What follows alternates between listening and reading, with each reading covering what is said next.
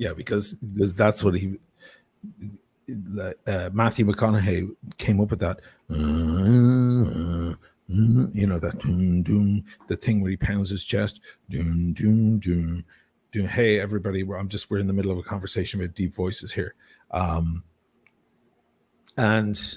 Scorsese saw him. This is on Wolf of Wall Street set. Scorsese saw him going, "What are you doing?"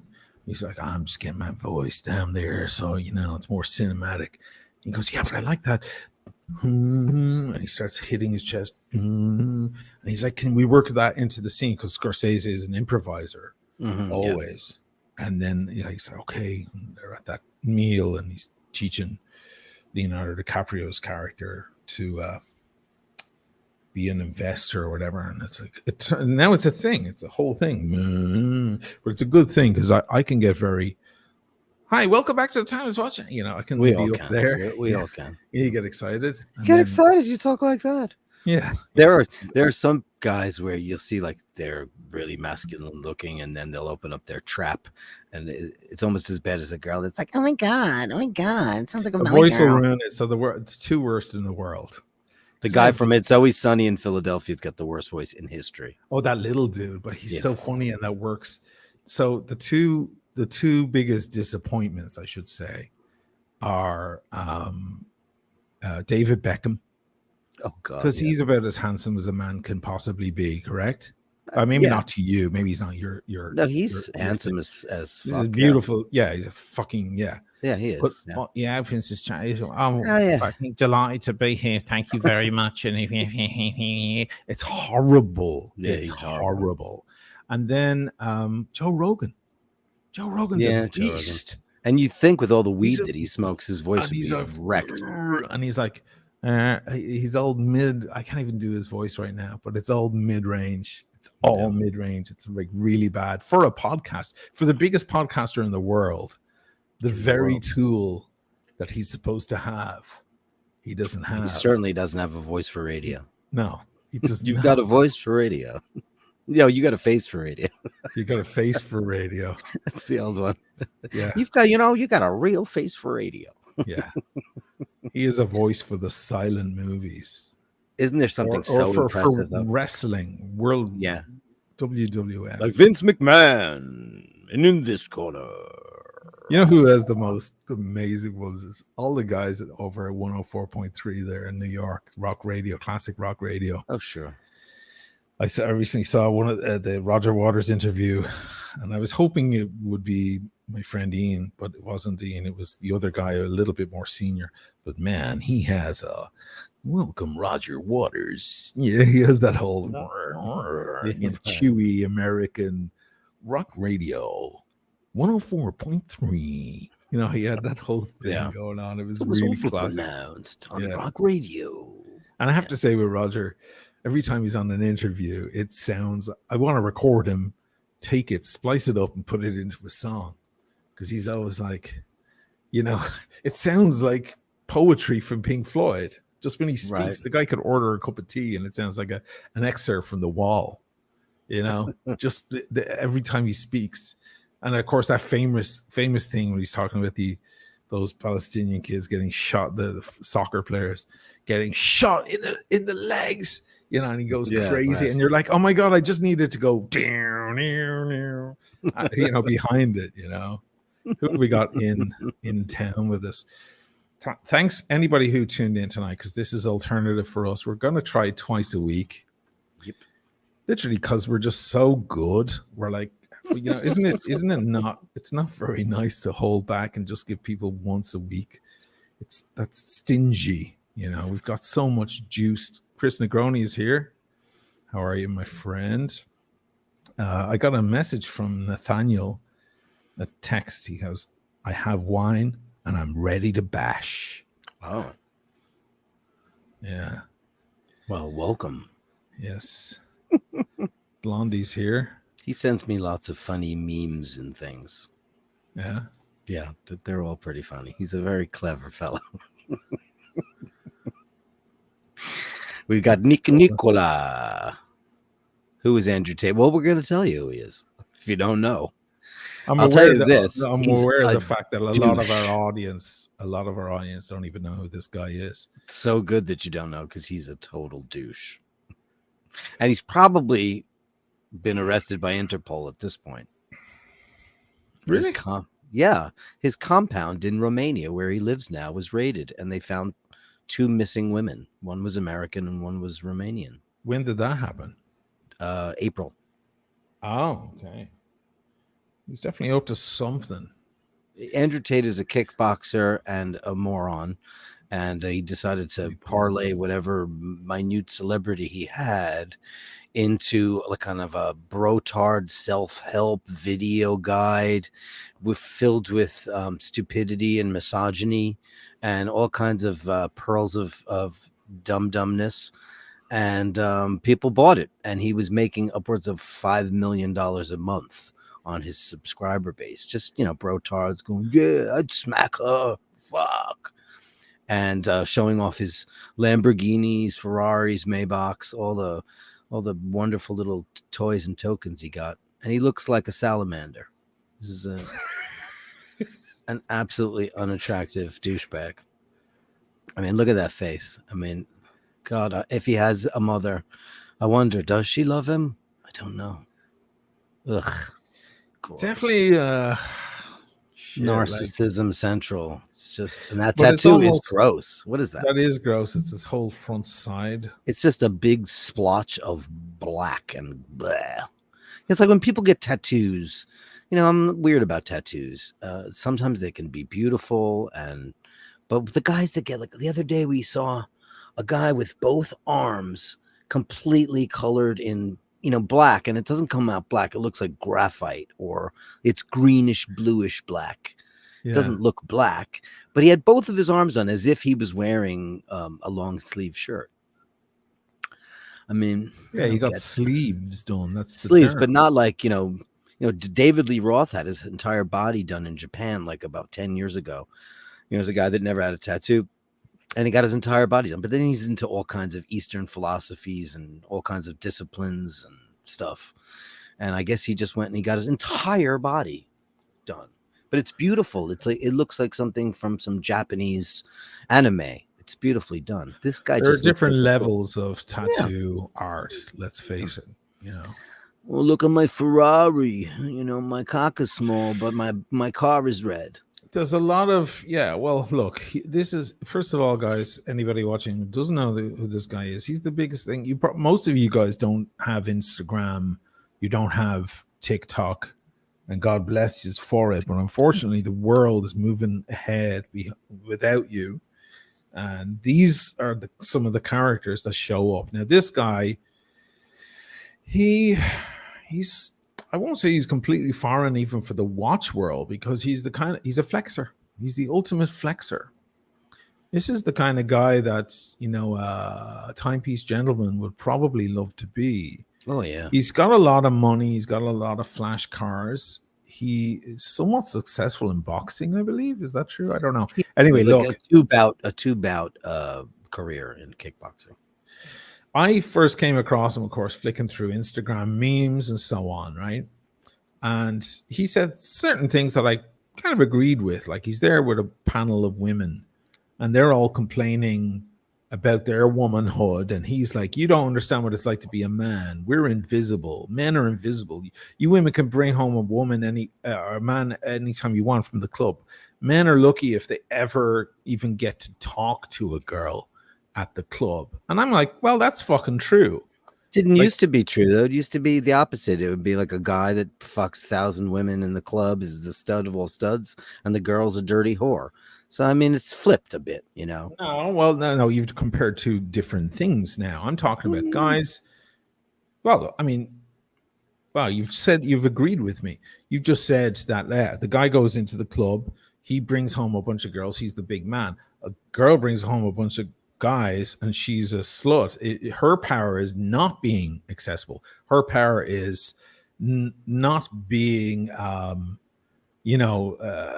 attainable. That's her power. So, and this is a point that actually this guy has made. So he makes a lot of, you might call them toxic masculine points. Be a man, do some push-ups. Look at that one. be a man, do some push-ups. So certain things like they're undeniably true. There he is when he was a boxer, before he shaved his head. Still had the dumb tattoo though. Sure. That was anyway, 18-year-old's mistake.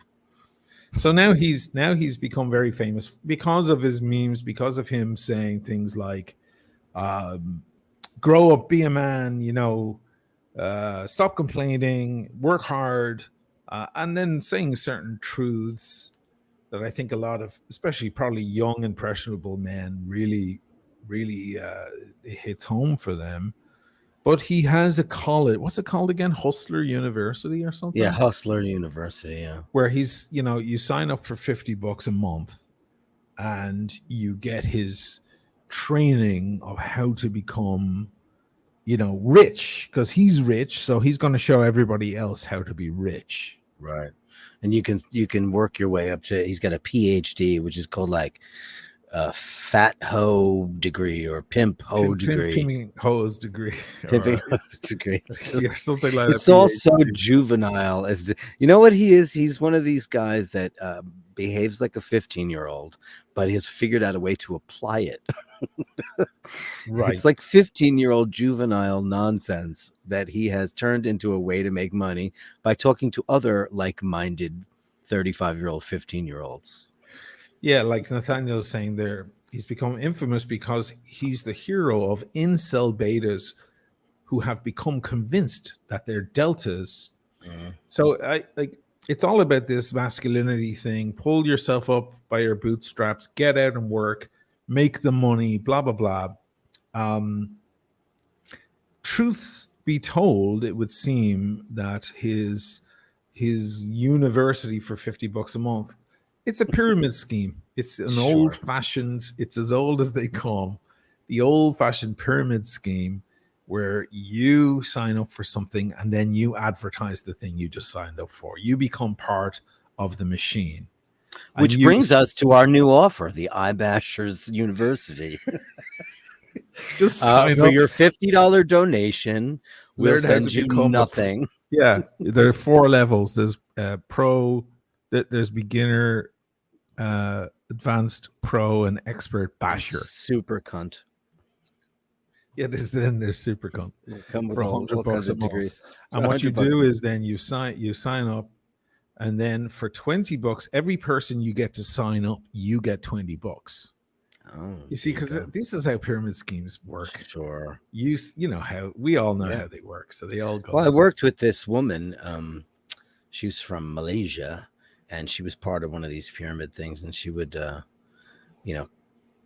be putting in X amount of money, and for everybody she got involved in it, she'd get money, and then once a year her number would come up and she'd get the money, right. And then that person would buy the house, and then I said, oh, that sounds like fun, can I get no? I was not allowed in there. Why not? It was closed to people who knew what it really was. Because she was just preying on people's stupidity, I guess. Yes. So, but iBashers University has a certain kind of ring to it, doesn't it? It does. We should have people pay $50. I bash you. Apparently, I bash you if you'll bash me. Yeah. Yeah. So apparently, CoffeeZilla, who is a force in the same exact world, and he's a great debunker and an excellent, smart guy. He signed up for it, and there's a whole video. Yeah, that's the one I watched. That's the one. Yeah, you mentioned him, and I was like, "Who is that guy?" And then I went, "Oh yeah, Coffee." Yeah, I mean, if anyone's gonna pull it apart, it's him or Hassan Abi, who's or Ali. What's his name? Hassan Ali or Hassan Abi. He's a force as well. He's been around for quite some time. That guy, and. Actually, Hassan fucking filleted Andrew Tate like a couple of weeks ago. Now that's why everyone's saying maybe Andrew Tate, his days are numbered now, because these guys just took him apart. He's numbered for other reasons. Why? Because he was detained. He moved to Romania. Oh yeah, so the theory is he had to leave the United States. He says he can go back anytime he wants. but that he's in Romania because because there's no extradition there. Is there no extradition there? I don't know. I'd have to look that up, but what country would you disappear to if you had like some non-extradition? Thought about that. Like if you had to disappear, yeah, like where would you go? Did you ever see that film with Russell Crowe, the next 3 minutes or something it's called? He has to get his wife Elizabeth Banks. She's in for murder. I love her too. He breaks her out of jail and like he meets Liam Neeson. Speaking of deep voices, by the way, there's a deep one, right? Yeah. I will find you. I will find you. But he meets this guy who had broken out of jail several times, and to get information on how to do it, and he's basically told that you have to do it you have to time yourself. You have so much time before you can actually get out of the city you're in, and anyway, you don't know where he's disappeared. He's like, go somewhere where there aren't extradition laws and so on. I think he winds up in Venezuela. I think that's the first place to go. How about first of all, your dollars are worth so much in Venezuela. Just get the fuck out of Caracas. Don't go to Caracas because you'll be just raped.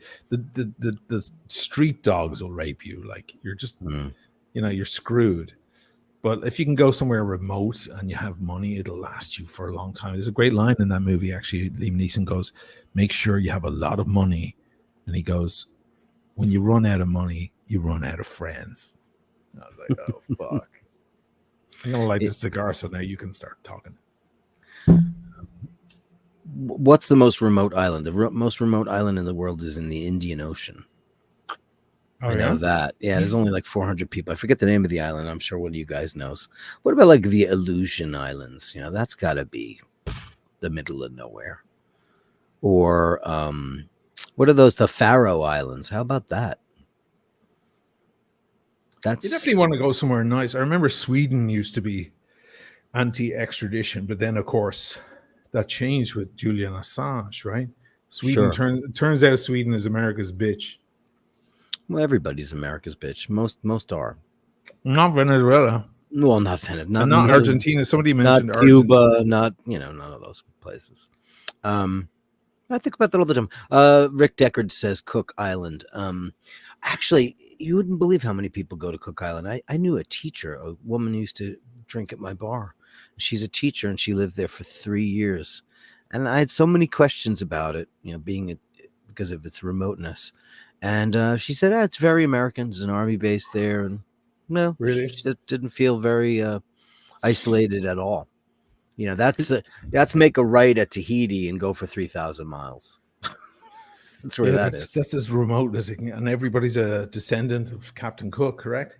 Yes, pretty much. Anybody who's indigenous there, but there's a lot of U.S. military. It's like going to Guam. Yeah, which is an American territory anyway. Or Diego Garcia or somewhere. Isn't it amazing that in Cuba, Guantanamo Bay is in Cuba, of all places? I mean, I just don't understand how that works. Yeah, how do they get away with that? How can they own a chunk of Cuba and keep a concentration camp there or whatever? The entirety of Castro. The entirety of his reign, we had that. Right. Like nobody comes in there and just, guerrilla don't come in there and just take the place out. It's just so weird to me. What's the general sentiment in the crowd here about Andrew Tate? You guys like him? You hate him? Anybody sign up for his thing? How to become rich? Yeah. CoffeeZilla, of course, is like you sign up for $50, and some of these guys are their testimonials are like, I made $2,000, and it's like, how is that money? Like, that's not rich? But then his response, Tate's response, was like, well, if you signed up for 50 and you made 2,000, that's a pretty good ROI. No? Just that guy. I mean, you might as well just go take $1,000 and go to Vegas, right? Why not? Just go gambling. Hedge your bets. Yeah, I mean, what's the point of that? I mean, you have to be pretty. Good. I think he's working on a. He's found his little pace. I don't think it's going to last now because he's getting debunked and taken down by some of the bigger voices that have been around longer than he. but I think that he found he has a lot of, he's kind of funny and entertaining. And I mean, to laugh at, yes, but there are people who think he's the man. yes, they love him, and there's a cry for help as well from certain people who are like, this guy's going to make men violent toward women, because he's very misogynistic in a kind of a really brutal way. Like, he loves women, but he also thinks they should only be in the kitchen and so on. He's got a record of hitting women. He does. Yeah, he's got 2 assault allegations against him. Yeah, one of them, I'm not coming to his defense, but apparently one of them was like, he was in a bar fight with a bunch of guys, and he'll go up, and he's 6'3", and he's a strong guy, and he knows how to box. He definitely knows how to box, because I watched some of his videos. He was in the fight, and the girl decided to get in on it too. The whole fight started because he turned around and bumped a girl. Oh no, she bumped him, and he had his new cell phone that fell on the floor, and he told her, oh, you fucking broke my new cell phone. And her boyfriend comes over, and then his friends come over, and he takes on these 3 guys, and he's punching. And then she got in on the fight, kicking and punching and throwing her handbag or whatever she did. And he didn't even see. He was just throwing punches everywhere. So he fucking clocked her too while he was at it. And apparently the footage from the CCTV got him off, because they were like, yeah, he was just like randomly. He had no idea who he was hitting. Apparently that's what he said. I don't know. I don't think it would be. I don't think it would be beneath him to smack a woman. I don't think so. He just seems so right. He seems angry and set on vengeance. He just seems like he wants to get over on everybody and wants to teach other people. But it's really no different from L. Ron Hubbard, or the message is different, but it's just join me, I'll show you the way. It's just more of that. Yeah. We've talked about televangelists and those morons. I mean, there is a lot of lost people out there looking for, that's why religion exists. People need leaders. Yeah. They need spiritual counsel. How about life coaches? How about that as a gig? I mean, fuck off. Yeah, let me show you how to live. Yeah. There's a lot of money in it. I think people figure out very early on. Whenever I see somebody saying, I wrote a book about how to make money, and all I can think of is, you figured out that writing a book will make you money. Sure. Like, if you know how to make money, you're not going to go share it, in a book. You figured out that writing the book about making money would make people buy your book, and therefore, I never buy the snake oil from anyone. No, I mean, because you're impervious to the snake. A lot of people aren't. By the way, guys, I'm smoking a Cohiba Extra Vigoroso. Speaking of Castro, yeah, Cohiba are some of the greatest cigars in the world. But they're the Petrus of the cigar world. They really are, and they're so much more expensive. Like, that's the one that even everyone more than Monty's. Yeah, a guy like me who knows zero about cigars knows about them. Everyone's been talking about them for Cohiba. They're so good.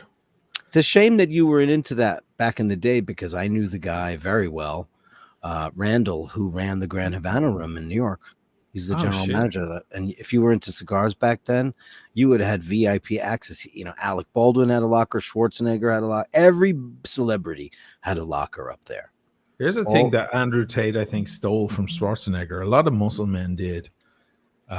Is the idea of the cigar, because Schwarzenegger started doing it in early movies, and of course the guy was built. But who did that first? Bogart. Oh, it was Bogart. Yeah, but Edward G. Robinson. Smoker. Yeah, but no. The idea was that there was the look of the fit man, because Schwarzenegger, of course, with the cigar. It was a bit of a juxtaposition, because clearly he's drinking protein shakes all day long and lifting weights, but the fact that he'd be there like with sweaty muscles and a cigar in his mouth, it had an attitude to it, and so he started doing a lot in his early movies. And you have the machine gun and his enormous biceps. Sure. Schwarzenegger's biceps are always that little larger than everything else. He was Yeah, a it's true. perfectly structured, like if you're into bodybuilding, that guy, that his physique was the greatest physique in the history of man, and he's the greatest bodybuilder ever. And but his biceps are always that little bit bigger than they should be, just to give it a little bit of oomph. But he'd be there with the biceps and the big machine gun and the cigar, and it just filmed so well. And I think a lot of people have followed that thing now. You know, I think it's just that element of like health and then something that's not healthy. It's dangerous. It's almost like a touch of glamour, you know, cigars. right? Like you like think of Marlene Dietrich in a George Harrell portrait, you know, all in shadow with a cigarette holder and just a waft of smoke. It makes you mysterious. And there's always been all those Harrell portraits, you know, all those great Hollywood black and white portraits that he did for all, you know, Dietrich and Garbo and Gloria Right. Swanson and all the greats, Bill Holden, all of them. They all had a cigarette, or they were in front of some kind of staircase, like in the Fountainhead. There's that great Gary Cooper and Patricia Neal in Ayn Rand's The Fountainhead. That Harrell shot this picture where they're in front of that big staircase, and she's just looking away with the cigarette, and you know he's looking murderous. So it's like a bit of glamour. So he brought a bit of style and glamour to the bodybuilding world, which before just was some kind of athletic thing. He brought celebrity and glamour to it. That's true. He did. So yeah. Which is Great before it used to be guy. old guys, boxing coaches, and you know, little guys with the cigar, Yeah. you know, Burgess Meredith, and Yeah. that kind of thing. Just old curmudgeon-y guys with the cigar hanging out of their this little stub. And then he came out with the big fat, like, this is my dick, kind of an extension of my masculinity. The bigger cigars became in vogue. So Yeah. that's a prop, you know, I guess. It's a prop. It was a prop for him. Sure. Actually, Schwarzenegger did something interesting. He would put tequila on his cigars. He'd like rub tequila on his cigars around the wrapper. Because he liked the taste, or because he liked the taste of a little bit of sweet tequila agave off his cigars. It's like a thing a lot of people do now. It's like they might put brandy or a little rum. It comes to the idea of putting rum on it, but he would put tequila on it. The only thing that doesn't work with cigars is scotch, because they're two different types of smoky. So you get an aromatic argument going. You want something that's a little different to it so they complement one another. Because if you have some Islay smoky thing that's smoky in a different way than your cigar is, you get two different kinds of smoky. It's like mixing pink with red. It's not right. So question, as a complete moron in that regard, when you go to a cigar bar lounge, what are you drinking? Aren't most people drinking whiskey? Rum or whiskey. Oh, and rum. usually rum is the thing. It's all about rum. I mean, rum is the drink to have. Tropical. I find rum a little bit too much, but no, it's because it's super sweet. It's very plummy, sweet, heavy, and sweet. And of course, it complements the cigar. Now, you can put some ice in the rum, because what happens is as you puff away, your tongue begins to get a little warm.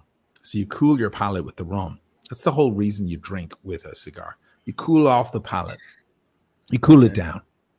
So that's what the rum is for. I personally find rum disagreeable for me. I can have about that much rum and enjoy it, and then I'm done. I can't go through a bottle of rum. I'll be in hospital. It's very sweet, right? Yeah, it's just too much. Because I'll wake up in the morning with like 3 chins. Like, you know, I retain water a lot with rum. Whereas whiskey, I can take. Irish whiskey is more honey based, so it's sweeter, so it works well. You can have scotch with a cigar, but you should have a Highland scotch, like a Johnny Walker, something that's not too smoky, not too the Isla sea spray, woody, the PT. yeah. Even though I'm not a whiskey drinker, I've watched so many documentaries on Isla, and it just looks like the most amazing place to visit and watch the process. And there's so much art going on there.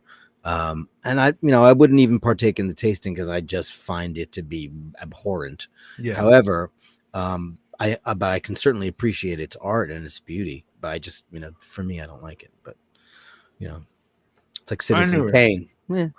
I get it, Right. but I don't get it. It was like, You can is that the observe it greatest from a movie ever made? distance. Citizen Kane. That's what a lot of people think is I just watched it for a again long recently. time. I was For a like, long time. it's good. Is it the best movie ever made? No, I don't think so.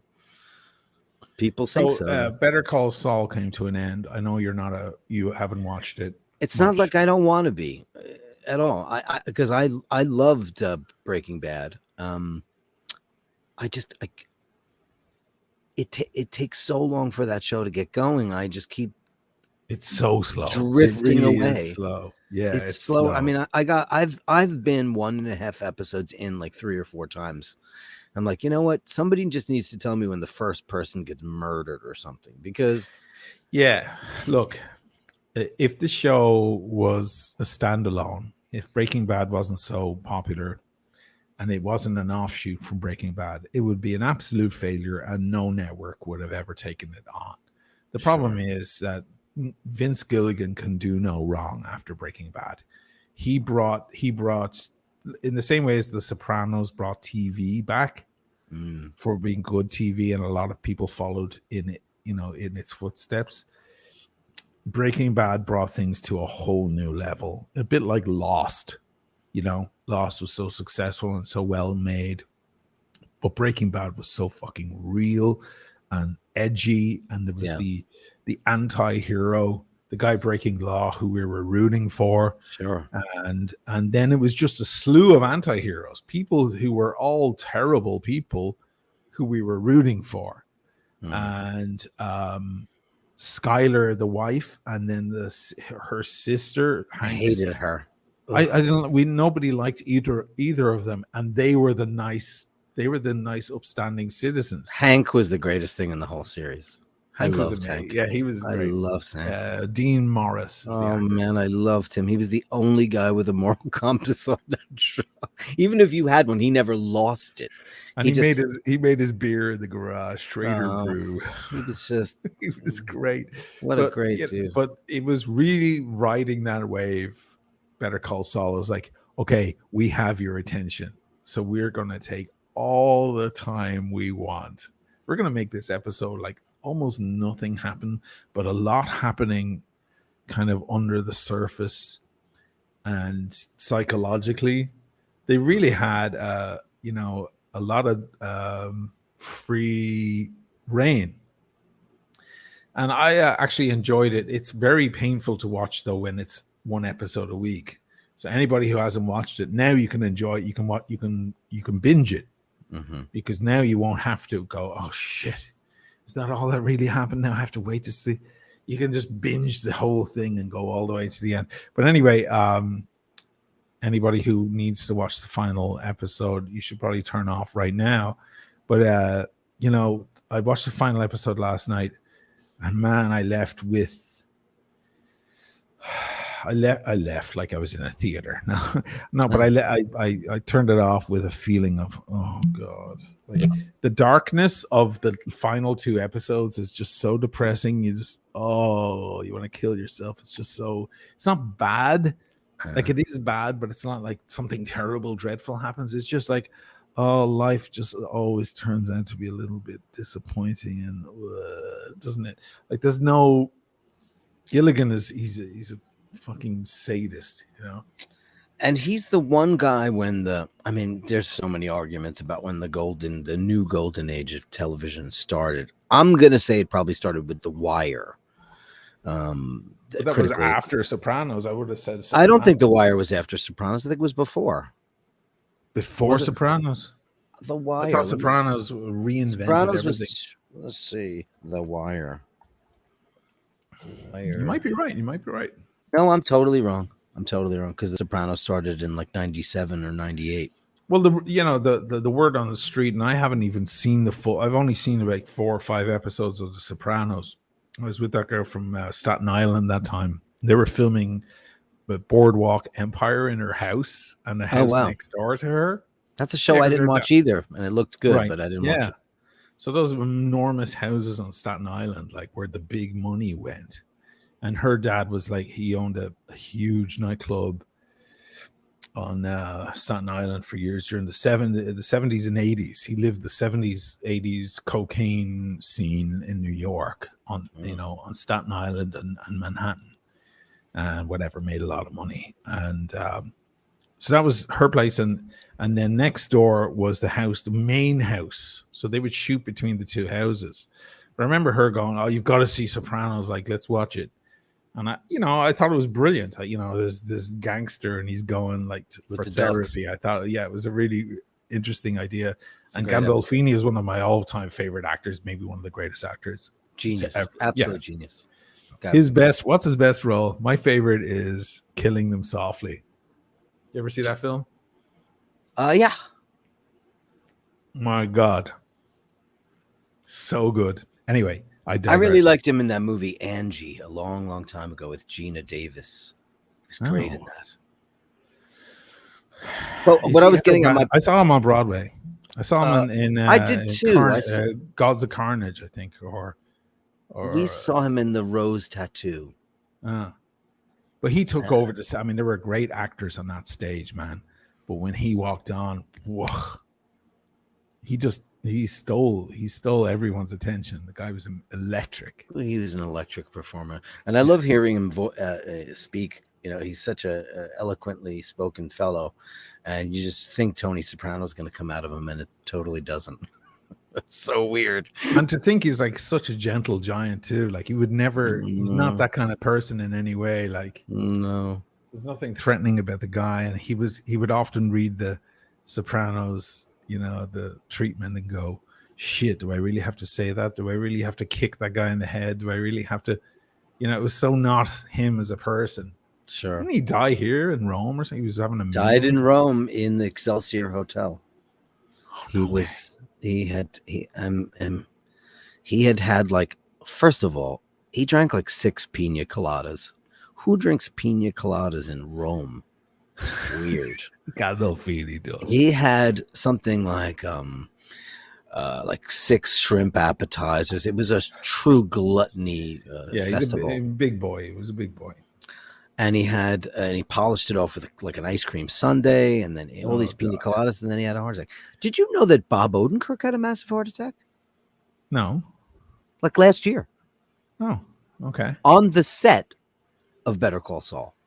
Oh, actually, I knew that. And when I knew that, and I saw the interview about it. Why am I saying no? When I saw the episode where he's boxing, the guy who, the other lawyer guy, the straight-laced lawyer guy, blonde guy, that it wants to box him in a boxing ring, and I thought, is that the scene? Because they had to box they were probably boxing all day, trying to get all the shots.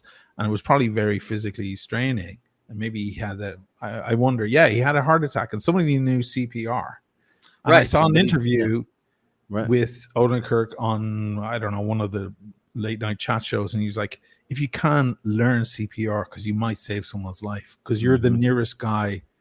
CPR is not about being a medic. It's like in photography, the best camera in the world is the one you have on you. Of course, it's the one you have when the thing happens. It's not the Hasselblad or the Rolleiflex. It's the Leica M1 or whatever.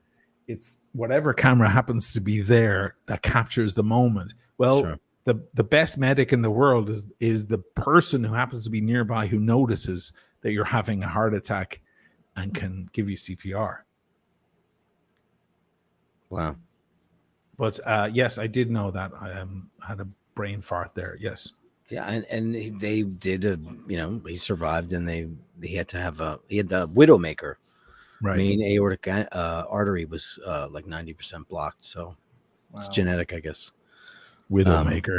The Widowmaker, it's called. It's like wife beater. These are phrases we say and we don't even think about what they actually No, mean. You don't think. Well, I mean, think about how many phrases people like wife beater. Could you even say that anymore? Yeah, can you say wife beater anymore? I don't know. Wife beater. I mean, probably not. It's just the BC police will come out in force after you. Yeah, the guy over there. Well, like you can't even say the guy was You can't even mention somebody's race when they've committed a crime on the news anymore. Oh God. When they're Here we go back describing, onto the same subject, but yeah, I know, yes. when they're describing people, like, he was 5'10", about 30. You can't It's even like say it. the Amy Schumer scene. Did anyone help Yeah. you with your purchase? Oh yeah, I don't see Yeah. him around here. Yeah. He was Yeah. he had black eyes. He had black eyes. He had black eyes. Yeah. I think he probably voted for Obama. I certainly did.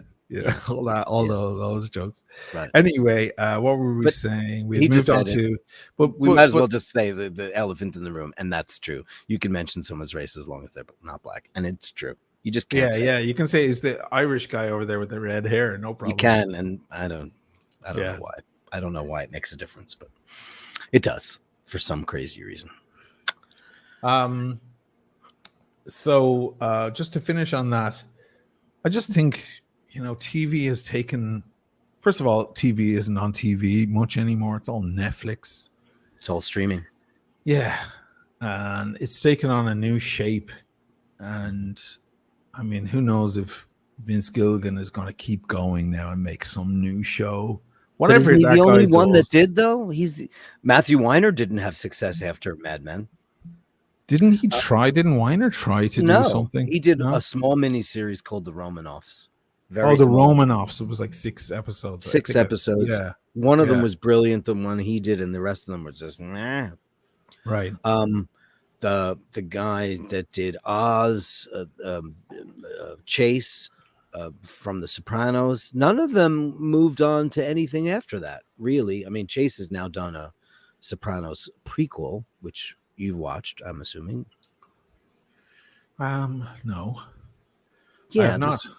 The Sopranos prequel. What is that called? No, I need to finish The Sopranos first. I'm one of those guys who hasn't seen all of The Sopranos. I'm even aware. I'm even aware of the ambiguous end of Sopranos, and I don't even know what they're referring to. What do you mean? There's an ambiguous end to Sopranos. Apparently, like they're in a diner. You don't know if he's going to get clipped or not. Are you saying you didn't see that? I'm aware of that phenomena. Oh, but I don't know the scene, and I don't know the episode, and I don't know what led up to it, and I don't know what the audience are asking themselves, because I've only seen 4 or 5 episodes of that from the first series. Wow. Yeah, I'm like out of touch. Well, I saw Lost like a year after it ended. So did I. That was thanks to you. You told me. Yeah. We were in Rio. I was sick of hearing about it at rehearsal. My drummer, Jay, was constantly talking with the keyboard player about this episode, and they were frenzied. And I was like, I've got to watch that. And I didn't watch it till like a year later, and I freaking loved it. It was good, man. It was good. And even when it got shit, it was one shit season, episode 5, when those 2 soap opera actors came on and just out of nowhere became main featured players. And I was like, what is that about? And then I even loved the ending. And I was like, of course they're dead. Of course they're dead. I remember you convinced me to watch it, and I wasn't a big series watcher anyway. And I remember, you're such a good friend because you can take abuse from your friend. You've proven that many times. Sometimes I text you and I'm drunk or pissed off, and you just go, I'm going to ignore that and talk to him tomorrow. He needs to go to bed. That's the definition of a good friend, But I remember I started watching it, and I thought it was the stupidest thing I've ever seen. I watched 2 episodes, and I was like, this is corny and stupid and moronic. And I sent you a text going, what the fuck are you? I can't remember what I said to you. Like, what are you fucking trying to pass off on me? This is bullshit. And you just didn't even reply. And then I kept watching it, and I think it was the 3rd or 4th. And it's always the way with these things. It takes a few episodes to get the hooks in you. That's why I know Saul's going to do that to me. I just have to put in the time. I just have to do it because I love Gilligan and I love Odenkirk. Sure. And Hank's all over this, right? It won't do it in the same way as you need to be dedicated a little bit. But yes, eventually you'll be so sucked in. But I remember the episode of Lost. I don't know. They leave the beach because the beach is fucking weird. They see a polar bear. They hear noises at night. Yeah. It's so weird. And then they wander into the island and they're following some sort of signal. The And then the smoke signal monster. is from 150 years ago. And just the science guy in me goes, Yeah. Ding, ding, ding, ding, ding, ding, ding. It was a beacon. You're like, ding, ding, ding. Oh, ding, ding, I ding, like ding. that. And then, of course, when they found the silo, you were like, yeah. It was good shit. Yeah, it was good stuff. And I don't know who wrote that. Oh, wait a second. It was J.J. Abrams. J.J. Abrams. That was his. I guess he's gone on to something. Well, whatever became of him. Whatever became of J.J. Abrams. Did he ever do anything after that?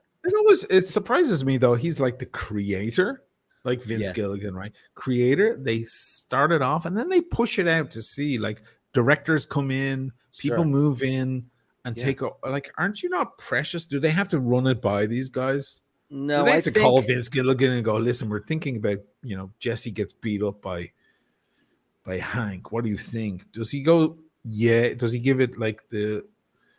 He has to give it the blessing for sure. Like even I was watching Matthew Weiner when he was talking about season 5, 6, 7, whatever of Mad Men. Right. He wrote and directed the pivotal episodes where, there was major arcs that needed to happen, but he would implement Andre and Jacqueline Jacquementin and a lot of other great writers that he trusted. And he would tell them, this is what I want to happen. And then they roll with it. It's not like they don't have input into it. He sets up a kind of scenario and then they write it. So I don't think a guy like Vince Gilligan is not going to be entirely on board with supervising a script. I'm sure it's all up to him completely. Matthew Weiner said, first of all, that guy's a genius, the creator of Mad Men, for anybody who doesn't know. What an amazing show. What a deep show. Amazing observation of a very interesting moment in American history. But he said one of the most profound things I've ever heard. And it happened. I heard it a couple of months before, I think it was Robin Williams took his own life. And everyone was on Facebook saying things about, oh my God, Robin Williams is gone and so on. And I put a Matthew Weiner quote, and he goes, the truth is, it's very hard to be a person. And I just love that observation, him talking about the characters and people trying to be part of society, trying to be part of life, leaving the house in the morning to go to work, smile, be part of the system, but also be loving and caring and thoughtful, or forgetful and thoughtless, or whatever it is. It's very hard to be a person.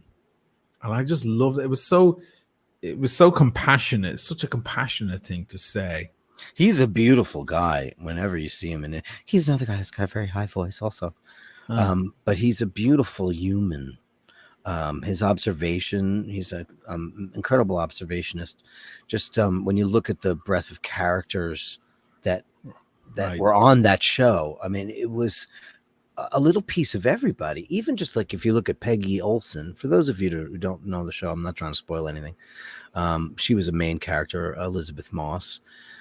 Kind of doe-eyed young girl in the office, and she gets corrupted by all of the bullshit and them toxic masculinity and all that stuff. She was the shape of women pushing their way. Yeah. Not being allowed, so having to push their way into authority. Correct. Yeah. Whereas there was, what's her name? The super sexy one with the enormous boobs, the redhead.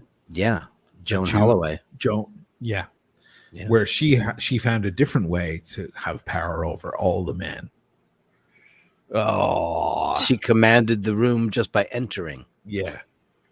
Everybody wanted a piece of that. And that was, well, there was a great little clip in Saturday Night Live did a parody thing.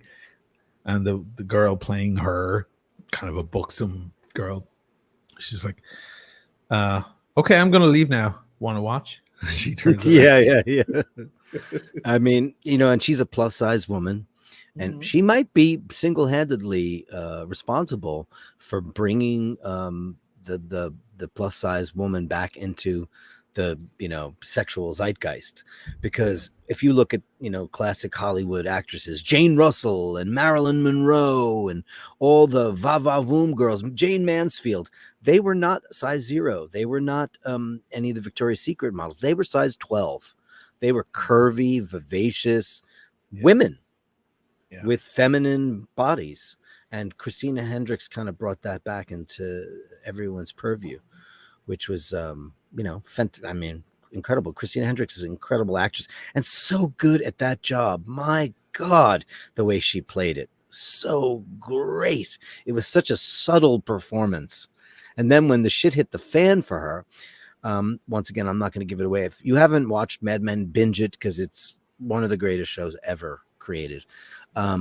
There's a pivotal thing several seasons in where something happens with her, and it's kind of sad and tragic and morose. It's all bad things. And Don is John Hamm's character is basically the only guy who is really going to stand up for her. Yeah. And she makes her decision on her own, and the way she played it in that episode was breathtaking. And I was like, Emmy for that girl. And I think they all eventually got Emmys. He didn't get one until the very end. Now, did you ever see who she married? I did. Oh my God. I was like, I know we do this all the time though when we're not online. We always go, what? You know who it all started with? That? You know who it all started with? Michelle Pfeiffer married Fisher Stevens. I don't know who that is. This is Christina Hendricks' guy. Look, he's a smart guy. I think he's a comedian or a comedic actor. He was in one of those silly movies, Super Bad, or one of those movies where they're all high, they get stopped by the cops and they're trying to give regular answers. How high are you? Hi, how are you? Like weird answers. He was in one of those stupid movies. Yeah, I mean, I wouldn't look at that guy and go, it's time to ride that pony. No, you wouldn't think that. But, women are attracted to guys because of their mind, their comedy, their souls, we are much more visual creatures. We are much more attracted to the physical and the visual. Whereas there's a great line in the Amadeus, the Milos Forman movie Amadeus, Milos. What is that from? Milos. Picard. Milos. Really?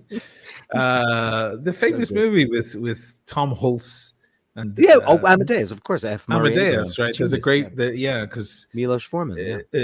Amadeus comes to town, and of course Salieri, played brilliantly by Murray Abraham. Yeah. One of the greatest performances of all time ever. But it's a shame though they were both nominated in the same category, and that was not fair. That's not fair. So Tom Hulce was extraordinary as well. Amazing. He was extraordinary. But out of the two performances, you got to admit it was Murray Abraham. But anyway, let's not sidetrack too much. There's a great line where he's giving voice lessons to some soprano, buxom, heavy chested soprano. She's like, I heard you met the Mozart. And he's like, and she's like, what is he like? And he goes, I think you'll be disappointed. Because, of course, Mozart is like 4'9" or whatever. Yeah, right. And she goes, oh, don't be silly. You know that to a woman of class, looks don't matter. Only talent interests a woman of taste.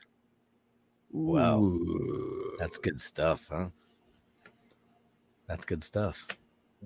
But it's true. I mean, you sent me a TikTok the other day and you said, I'm sure this is wallpaper to you, but I mean, wallpaper, no, but like, I know what you meant.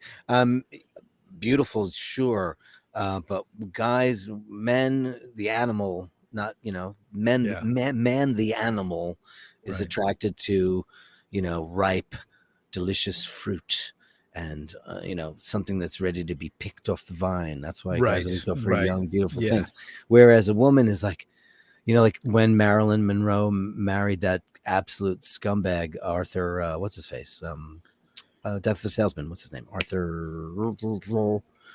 Nathaniel. Arthur Miller. She married that guy. I was about to say. Yeah. She was.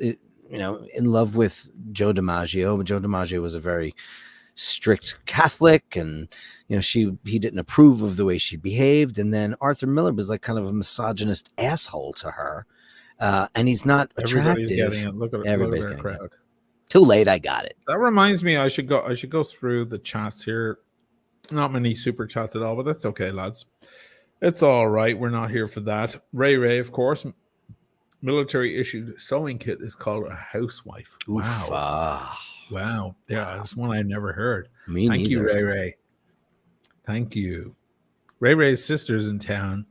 She needs some pointers, so I'm gonna let her know where to go in Venice. That's the least I can do for Ray. Great supporter. Absolutely. Thanks, Ray. Let's see. Nathaniel, I'll get to your comments. I just want to give other people a chance in here. There's Holden Caulfield. Mm-hmm. He said a lot today. I can't wrap my head around Twin Peaks, and I do not care for anything. So what did Holden Caulfield say, Dirk? He said a bunch of stuff. For people who aren't reading and listening only? Yeah, I didn't say it. No, but I need you to say Holden Caulfield says. Yeah, I know, but I turned on Julie Cruz's album with Twin Peaks soundtrack. I'm always looking over at the side just to see what people are saying. You just read too fast, man. You're amazing. But it doesn't work very well for podcast format or whatever. Don Draper wore a gorgeous JLC Memovox tuxedo at the start. It's a grail watch of mine. Don wore an Explorer 36 also, and an DeVille, Omega 66 DeVille, which I have a very similar one in the house. Isn't that one way you get into watches as well? Like these icons. That was kind of the genesis, wasn't it? We were kind of like him and Bond, the Bond watches. Like Bond really is responsible for a lot of watch loving. Oh, sure. Isn't but it? What's really disappointing about John Hamm is he wears an Apple Watch on a white rubber band. Like, you look like that, and you're not wearing like like on the show he wore all the vintage Explorer, he could wear anything. The 66 DeVille calendar. I mean, it took me a couple of years to find that because I wanted to get Paul a cool Omega because we're an Omega gang, and found it finally, $900. And I sent you pictures, and you were like, "Oh, that looks good." Beautiful. Yeah, we went through a lot of back and forth on that. Did you see my thing on the Pan Am on the GMT? Yeah. So, do you want a GMT more than ever now?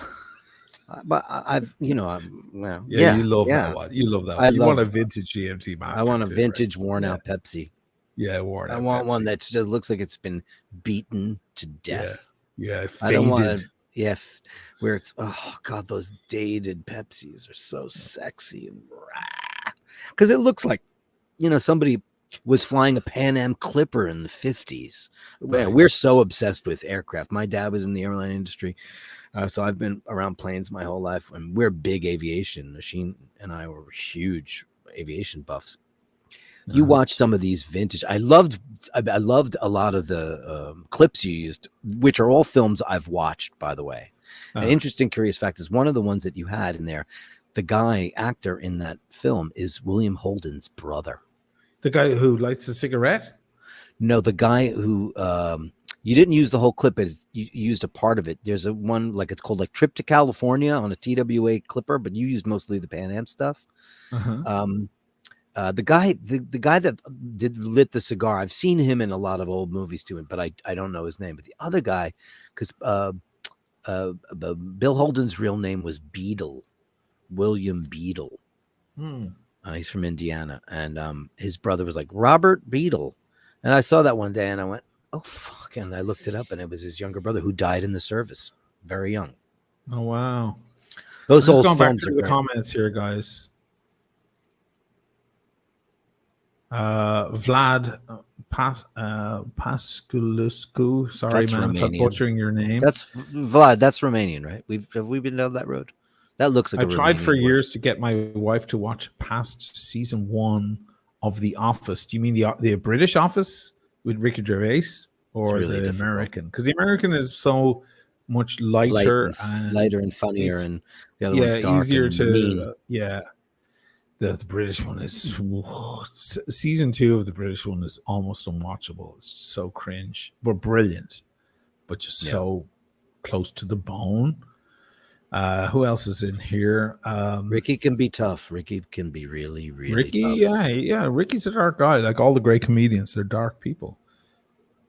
Very dark people. We went over that recently with. That's why they're on drugs and Bruce. they kill themselves and they do all kinds of cool stuff. Right. They come to that conclusion. Shane McGurk says any peaky, but you know what? I can't watch that guy. I hate his face. I cannot even look at him. He's just Cillian Murphy. I cannot fucking stand that guy's mug. Ugh. And I don't know if he's just played an asshole in a, what movie? Because he has that kind of smug smile, grin, smuggy knacker kind of guy that jumped you at the bar over, for a couple of punt, all that fucking shit. Punt. Yeah. Punt. It's the old Irish pound. Right. Punt. Right. Three punt. Yeah. Fucking punt. clock in the fucking beat your head in, fucker. I have not ever watched an episode of that, but people love that show. Yeah. No, he's not. I mean, ugh. I know a lot of girls who think Cillian Murphy is beautiful. Yeah. He has a beautiful feminine, he has his big blue eyes. Big deal. He's just got that knacker puss. You like a scruffy thing. You don't like a pretty boy. You like a scruffy looking boy. I'll never get arrested for any of that shit. Yeah, I'll never get arrested for like twink violations. Yeah, right. His blondie is in town. No one rooted for Skylar or her purple loving sister. Yeah. Talking about Breaking Bad. Yeah. Skylar, she was such a pain in everyone's ass. But then when she turned like bad, when she broke bad, she was kind of cool. And she was like, no, this is how you launder money. This is how you get away with it. If you want to get away with it, this is how you do it. Like it was a cool turn of the character, I thought. But what's Chris Negroni saying? Storyline was so compelling, as well as the character development. One of my all-time favorite shows. Is he talking about Breaking Bad? Probably Breaking Bad. Yeah, what a great show. I mean, dark and brilliant, and I think I saw Cillian Murphy on some movie about he was like on a plane and with the Canadian girl, the pretty little thing. What's her name? Yeah.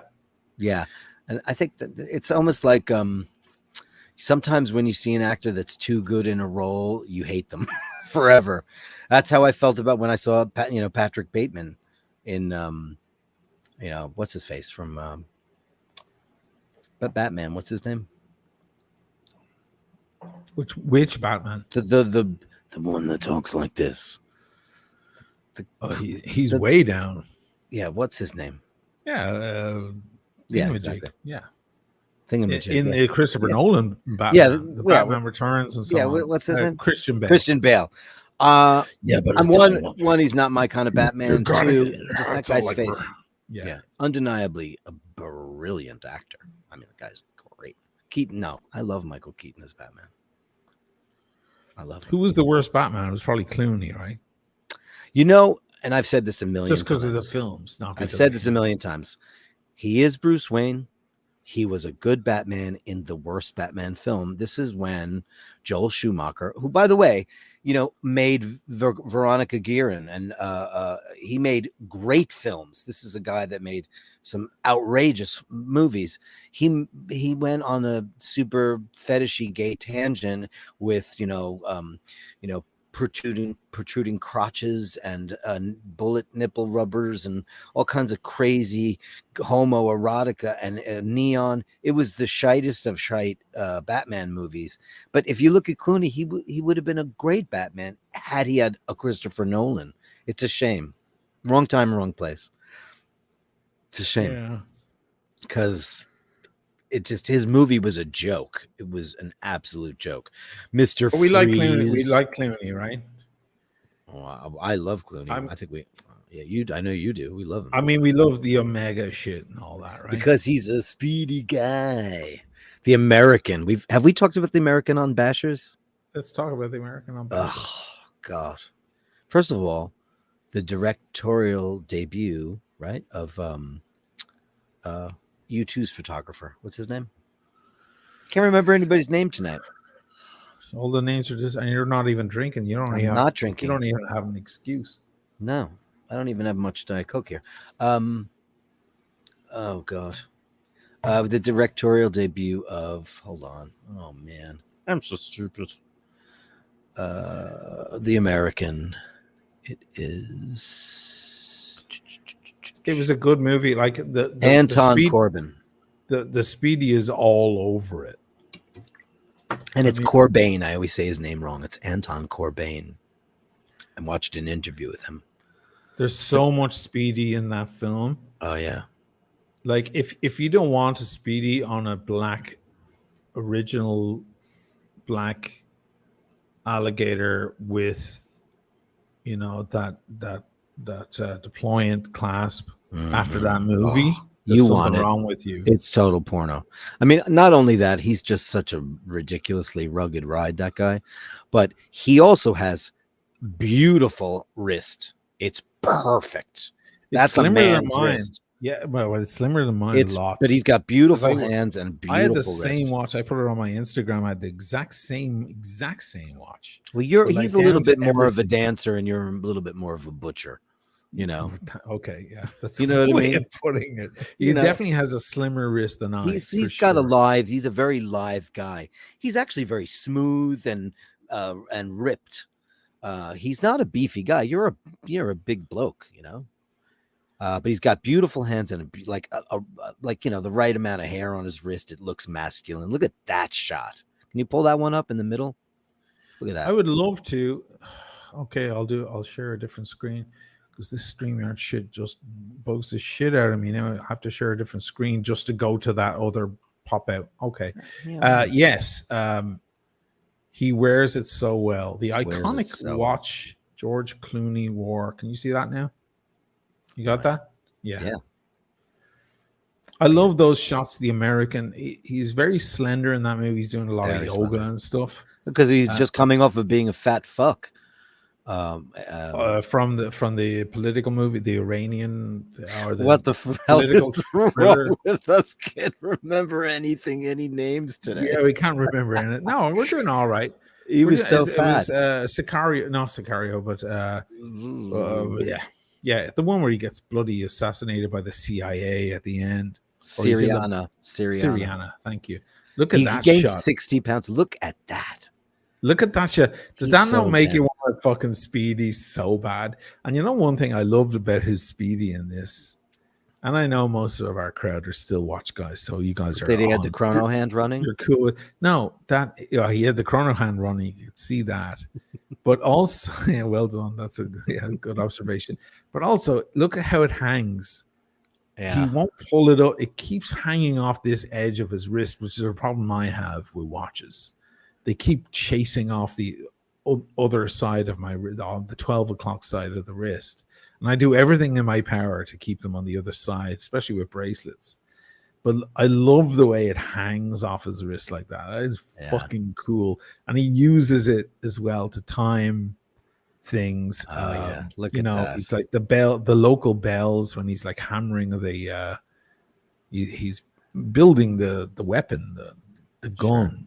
And he's hammering and he's looking at noon. He's waiting for the bells. He should come to Venice and live where I live because the fucking bells are just, you could fucking set off a nuclear explosion and people wouldn't hear it because of the bells. Look at that shit, right? Like, fuck. If you don't want a Speedy after that, like. I mean, I think it's a prerequisite for all watch collectors that you really at some point must own a Speedmaster. Only because of it's so iconic for what it is, It's like, I'm not going to get into the whole debate with people and their Daytona fascinations and stuff. Yes, it's watertight and all of those things, but this is the real one, man. This is the real chronograph. This is the one with the 321 and the 361, and then this is the one, man. You have to remind yourself that the Daytona was originally called the Cosmograph It was the Cosmograph. Of course it was. because they thought they were going to get that. They Yeah. thought they were going to get that contract Well, for they the didn't. lunar missions and so on, and Apollo before 11, And it was the Mercury manual missions lines, and right? so on. Yeah, Because you can't have an automatic watch in space. yeah, because it makes no sense. It makes no sense. Yeah, the oscillating that. weight. Look at that. I want to. Can you? Is there any way to get to that picture you had before? Shit. Which one? How did you do that? I'll get it. Well, hold on. Hold on. You had. What did you type in when your Google search? Did you write the American? The American Clooney Speedy. I want to see that Come picture. on. Sometimes I always have this thought, like, just go back to one watch, man. One watch. That's all you need. Because watches, honestly, they're like almost a pain in my ass at this point. I've got so many, and they're like a stress in my life at this point now. Every time I decide to sell a watch, I'm like, oh, I should just sell that on, get rid of it because I'm not wearing it. The entire crowd on Instagram are like, oh, you're a flipper. And, oh, what's happening to the... does this mean the market is crashing? And like, oh, Jesus Christ, like, stop staring down my blouse and my skirt. Like, I'm just trying to fucking sell a watch, not flip, sell a watch.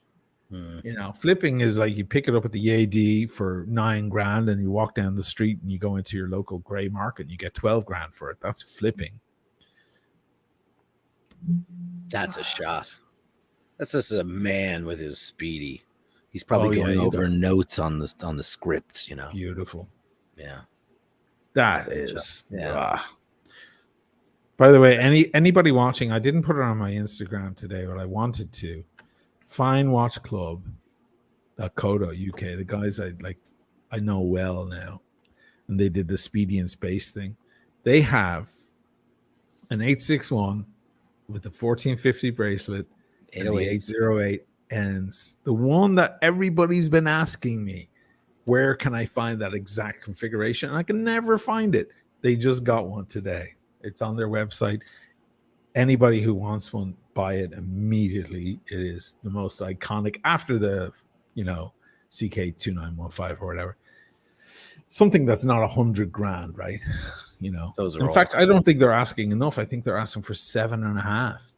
And that should be at least 10, I think. Yeah, 10 or 12. The bracelet alone is about between $3,000 and $4,000 worth. It's because it doesn't say Rolex on it. Omega is still the deal of the century. It still is. Right. Still, you're getting, better horology for sure. More, that Lamania-based movement has been. If you think about it, people love to say we all love the 321 and all that stuff, but these were improvements that they made. But for some crazy reason, it maybe wasn't finished as beautifully, and then they did switch to plastic on some things, and they've since reverted back to I guess now they're using more like parachrome and all these other crazy elements for the movement. But the 361, that movement is magical. It's a magical movement, and it's considered the improvement on the 321. It just doesn't have the finishing. Right. That's it. That was the only difference, because the 321 is finished so beautifully with all that. It's just pornographically beautiful. Probably the most beautiful movement ever made, I think. To me, at least, it is. You can see all these, and this is the first time it's ever had an exhibition case. Is on the Ed White, right? The first one. Yeah, the Ed White might be the the great new Speedy to buy. Unless you're in the market for what I'm in the market for. And I'll pull that up right now. Do I know about this? You know what I want. You know that I want that. Oh, of course I know you want that. Yeah, sure. It's a little pricey right now. 30, 32. Yeah. Yeah, and you like it, the black, right? You like black. I like it because that one's rose gold. The newer ones, they're beautiful. The green and all, they're beautiful, but they're yellow. Yeah, I think rose. Gold. There's something. Yellow's all right. I have a yellow gold on watch right now. Watch yellow gold watch on right now. I can't even speak. But Rose. To be fair, though, Rolex's yellow gold is prettier than Omega's yellow gold. Omega's yellow gold is a little crass. It's a little Guido. Sedna.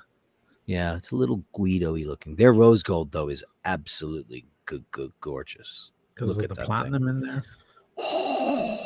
I mean, stop. Yeah. Do you need anything more than that? I mean, that is everything. Well, get rid of a couple of your dupes and trips. I know. I sell a few and just. I know. I really feel like having 4 watches or 6 watches and just icons. Icons. The one I have on right now, the AP Royal Oak. This, I'm my original Speedmaster. How about that? 4 fucking watch and a Seiko. Which AP are you keeping? I have 2, but I mean, I think the Royal Oak Chrono is probably the more iconic of the 2. Yeah, because the other one is kind of like a big sportsy club watch. Yeah, it's a hello. I've got the visitor. Yeah. Oh, she back? Yeah. I mean, look at that thing. Yeah, it is absolutely stunning. Hi, honey. There you go. There's that, and that's the 386 one, right? Yes, that's the 386 one. I mean, if you look at the 321, and I'm going to do this right. Nathaniel Hanlon says, "Come on, Dirk. There are plenty of Patek Philippe's that are. Of course, there are. I'm talking about it's the best looking movement. Just it's the most classic looking movement. Of course, it's a very classic looking movement. Yeah, it's beautiful. But like whenever you see a movement, that's the movement everybody wants to. Like use. But there are movements that are just that put this to shame. Sure, of course there are. Alange, for example. Sure. I don't know if they're more beautiful. Everybody, by the way, I noticed everybody, including men who fucking know a lot about watches, some who know more about watches than I, say A Lange and Son. A Lange and Son. A Lange und Sonne. People say sin and not zin. They also say, my least favorite thing, and you need to all stop saying Patek. Patek. You know who just said it the other day? John Mayer. He's like, I just got the Patek. Well, because of course he does, because he's a brotard for sure. He's a yacht rocker, isn't he? Is he a yacht rocker? I think he is.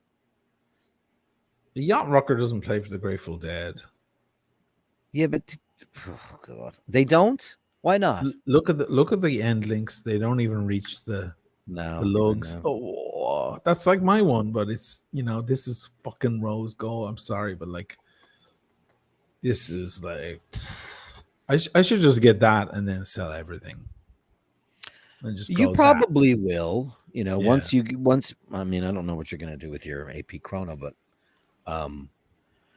you might have to hold on to that for a while until that mountain starts. It's all right now. I mean, I was just making a video about this earlier today. I mean, I still, if I get out of it now, I still made a lot of money. Not as much as that bizarre bump that happened, 6 months ago, that no one can really explain. I mean, that was an anomaly, right? It really was. Yeah, it was an anomaly. Everybody's asking, how did the market crash? I'm like, how did the market do that back in November, December, January? Those 3 months, everything went ballistic in a weird way. I don't know why, but 5711s went up to 300 grand. Are you out of your mind? Do you remember I was deliberating about that 5711? Oh yeah, because it was like 50. Oh my God! I'm not a Gerald Genta fan, so I don't even like that watch to begin with. I don't really like any of his designs. For me personally, I don't like watches with screws on them, even no matter how iconic they are. But I mean, there is something very sexy about a Royal Oak. That's probably the only one I would consider. But I just think that the Nautilus and the 5711, I just think they're ugly. I think they look 70s to me. They just look 70s. What does this look like to you? What, the set in the gold thing? Yeah. Just looks like pure sex. Jesus. There you go. Look at that fucker. Need That's any just- more watch than that? I don't know. It's just so beautiful. It's just now. What is that? Brass or copper? Forgive my ignorance. What is brass. the? That's brass. It's all brass, huh? Even like if you look at the bottom, it almost looks like it's wood behind it because of the way it's finished. And this is a dirty one too. This isn't even a nice, clean looking one. You know, there are so many other ones. Hans says rose is wrong. Why is rose wrong? Rose gold? Why is that wrong? Because there's copper in there. Yeah, there's copper in there. I like the rose. It's a little bit more understated. Like yellow's nice, but you know, look, there's always a place for yellow. You have to be the right person. When Blondie was here, she was trying on rose gold and yellow gold watches, and yellow just looked so much better on her than rose. Rose just didn't work. Oh God, I forgot to ask you what became of that watch that she almost picked up. Did you pick it up? Which one? It was a Rolex. She got the vintage AP. She got the Audemars and Piguet. Yes. She got the Audemars and That's Piguet. stunning watch. Yeah. But the other one was what was the other one? It was one of the most beautiful Rolexes I'd ever seen. It was a Datejust with the had the diamonds 6 and 9. Yeah, right. That was beautiful. She didn't pick that up. She didn't. No. It was all ready done. I had set up the deal, but she had voices in her ear. People whose opinion is more important than mine, and that fucking pissed me off. No end, man. I saw that watch and I was mesmerized by it. And I don't like jewels on watches. Amazing. It was so tasteful. And the honestly, my guy who was setting up the deal, like who had it, he didn't even want her watch because she has a two-tone Datejust. Well, those are a little bit more dime a dozen-y, you know. Dime a dozen-y. Two-tone Datejust on the Oyster. It's like, okay, it's a nice watch, but it's like... Yeah, but you can get it. Yeah, you can get it. They're everywhere. They're on every street corner. This thing, and he didn't want to do it. He was only doing it as a favor to me. In the end, she fucking turned it down because of those guys. She just wasn't feeling it, I guess. You know, that's... she was totally feeling it. She just got voices in her ear. But that happens to everybody when they're making the decision. Right. Fine. You know? Fine. Like, in the end, it worked out fine because I went back to my guy. I was like, she doesn't want it anymore. He goes, phew. Oh, he did. Because I didn't want that fucking two-tone Datejust. Oh, is that what he said? Yeah. He was like, I was just doing it for you, brother, because you're like, you know. And I was like, okay. You should have just picked that watch up. I should have taken it for me and just put I can't wear it. It's 36. Lydia. Would Lydia like it? It's too big on Lydia, 36. Oh, it's too big. I mean, she would have loved it, of course. Lydia has a very, very fine taste. Lydia wants Patek. That's what she wants. Lydia's like, she wants like Audemars and Piguet. Yeah, she wants Audemars. She wants, Piguet. Audemars and Piguet. When I saw that, I was like, no, she wants Lydia sees vintage. Vacheron Constantin. Yeah, she loves all of that beautiful old shit. Yeah. She just got a watch for her boyfriend, a diver. I shouldn't say because it's on the channel, but whatever. Okay, don't I sorted it out, but a diver, a modest diver, but a strong diver for a boy. I was like, get him that, and then you can get him, if it keeps going, you can get him dressy shit in the future. Every man needs a solid diver. Sure. Every man needs a fucking good, solid diver on his wrist to start. The guy's 24 years old, 25 years old. So, okay. So start there. You know. Oh, look, Blondie's watching. Shush. Yeah, I saw that she said that. Have I seen another one of those watches since? No. By the way, it sold. It sold for a lot more money as well. I'm sure it did. Oh, it did. Because I started out with a nice deal. But then in the end, he was like, okay, she doesn't want to. That's great because this thing is special. And then he Yeah. fucking sold it for like 1,000 more than the deal. So I was like, all right, fine. And if you're going to be the guy, this is the one that starts it off for everybody. That's the Yes. one, the 300M. But that's the modern one. Yeah, well, you can't just. I mean, you could get it on Chrono 24 for sure. I'm not trying to do an advertisement. You could certainly find it on Chrono 24. But yeah, the 210 30 42 20 03 001 $5,400, kids. That's incredible. That is an incredible price for a watch that is not quartz. I mean, look at that. One of the greatest divers ever made. It's incredible. And if you go on Chrono, you can probably get a little cheaper. There's the black one is also beautiful. Now there's the green one, the Hulk, their version of the Hulk that's going for way more than list because they're hard to get. It's a nice looking watch. Look at that. 8,800 with a Naiad lock exhibition case on a diver. It's crazy. My least favorite bracelet in the Omega universe, as we've so discussed, comfortable though, man. They're very so comfortable. I just don't. I think they're farty. I think that they look like your square uncle's bracelet. They look Breitling-esque to me. I just don't think that they're sexy. Three links. They're farty. Farty. They're farty. Yeah, you're like an old fart. I love those bracelets, and that one has a push release. Yeah, I mean it's a substantial bracelet with great machining and all of that stuff. The clasp, twin trigger release. It's great, but I just don't like the aesthetic of it. Never did. Is it the lack of taper? No, I just think that the design is just ugly. Look at that though. That's crazy. I like those George Daniels. I mean, you can't go wrong with this watch. Just absolutely beautiful. Coax, yeah. I had one.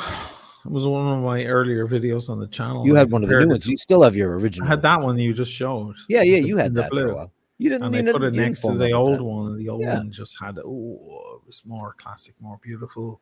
That was one of your first videos. Sitting in Vicenza. In Vicenza at the cafe. Yeah. Whose brand coffee. Yeah, whose brown coffee. Yeah. I would kill for some of that coffee right now. Super frothy. Caffè doppio, per favore. I'm thinking about renting a little apartment in Trieste. Oh, God. I'll be right there. Because I'm renting 2 here. By the way, if you want that other one, because I think she's leaving. Lydia, she wants to go to Milan. She's fucking 25. She wants New York and Japan. Yeah, Milan, New York, and she wants to go, and it's time for her to go to the big cities and do all her stuff. But I'm gonna be left with that extra apartment, and if you want it, it has a fucking huge deck. It's beautiful. I know. Wow. You want to take it as a second place? I'll pay half the rent if you want. I'll use it when I need. But I'm thinking about getting a little place over because the prices here in Venice are more than other Italian towns. You want to go to Vicenza, you have an amazing place for like $700-800 a month. Amazing in the center square. But I think Trieste is about the same. I don't know about Trieste is cheaper. It's cheaper. Paul's it's more remote. Uncle lives there, and I have looked at real estate there, and you can get a pretty nice little gaffy there for like 600 euros a month. Yeah, I've seen it. Yeah.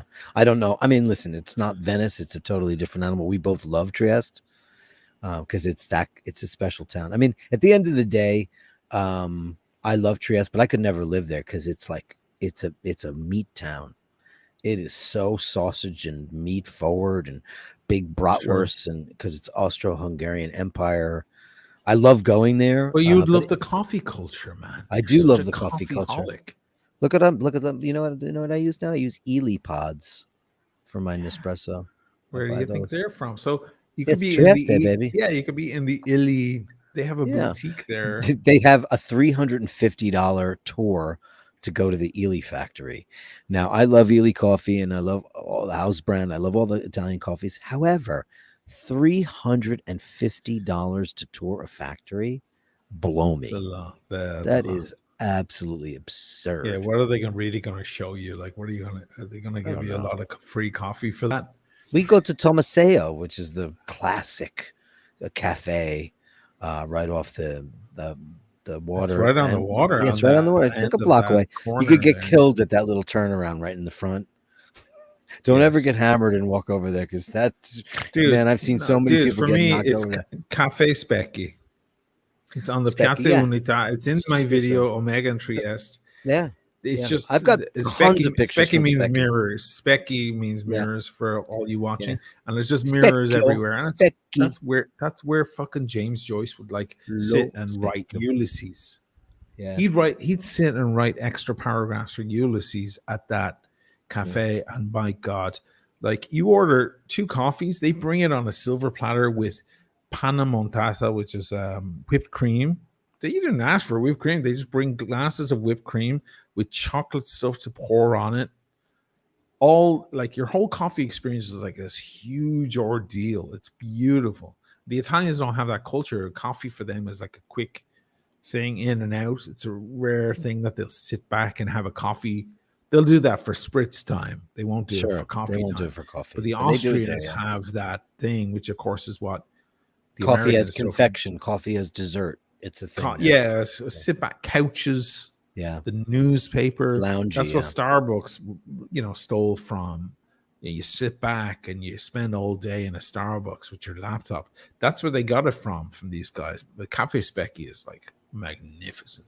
Well, every time we ever went to, because we always flew separately from my in-laws, they flew on whatever, and we always flew an American, and then we changed in Rome or Milano or wherever. But we would always say, meet at Specky. Always. That's where we met. Because we'd go check in. We'll meet you at 3:00 at Specky. That's the spot. Have my double espresso waiting. Boom. And then for the evening, then for spritz, your whatever early, you bring your spritz or beers up or something. You go up to the top of the hill San where those Giusto? Roman ruins, San Giusto, Yeah. the Roman ruin. You sit on Roman ruins. Or you go out on the mole, that big long Or you go on the fucking mole. crazy mole. Molo. Oh, Yeah. oh, that's true. Molo. The molo. That's a beautiful, and you watch the sun go down. Magnificent, dreamy spot. So I feel like, And apparently it's very cruisy. Not that I would know, but I heard. Somebody told me. I was like, really?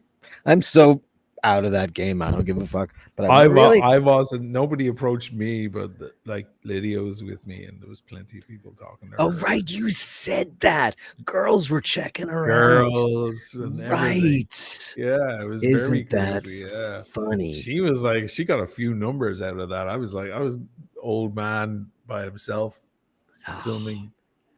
That's fun. Right. You had mentioned that to me, and I said, hold the phone, Captain. Yeah. Because I had read that Molo was like the cruise central of Trieste. And I'm I'll like, pull really? up the video in the background. Because when I think of that shit, I think of New York when I was 15 and how overt it was. Now, especially in Europe, I guess it's much more demure in their behavior. But that's so funny that that she said that, and you would never know. It's like right next to Piazza Unità. It's right there. It's exactly right there. Yeah, it's right there. Right down the block from the. I'll pull up the shots of the it Savoia Excelsior, which I used to love that hotel, and then they turned into a pack of cunts. But still a good hotel. It's a great hotel. It's just I didn't like their attitude last time I was there. That's it. That's all. It's a little cold. I got the room because I needed to advertise that Carl Frederick bag and stuff, and it looked great in there. I needed a nice environment.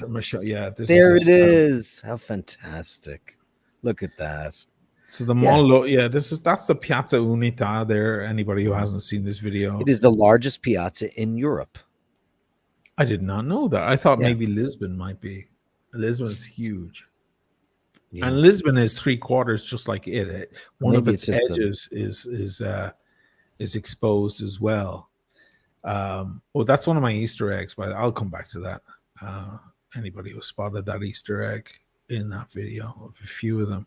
It's the largest in Italy. I stand corrected. The largest in Europe is there. It is in all its splendor. It's beautiful. Beauty. So Mezzo. It looks like Austria. Austrian. Now this is the spot. You're right. That's the Molo. Yeah. People go out there to contemplate. I love the shot of this girl who's That's like beautiful. looking out. You know, she's whatever she's thinking about. Yeah. She's thinking about drowning herself. Shut- By the don't way, get for dark. those of you not on the geographic map, that is at the very tippity top east of the Adriatic Sea, and it is absolutely a stunning place to visit if you've never been there. It's There's really the beautiful. Molo in the evening. Look, it's Yeah. golden. It's fucking gold. I didn't do any. That's no treatment. There's no treatment on that shot. That's just I didn't Trieste. do anything. That's what I filmed. And the sun just goes down like that. It's so magical. And yeah, it's a cruisy spot where people hang out and lovers go down. That looks there. like a nuclear explosion right there. Doesn't it look like a mushroom cloud? And then there's this Castello.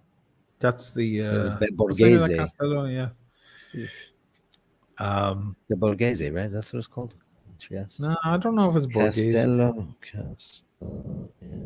I mean, you went in there, right? And you thought it was cool. I went in there and thought it was dusty. I liked it. It was a lot of cool They shit. had all the beds in glass. Oh, Miramare.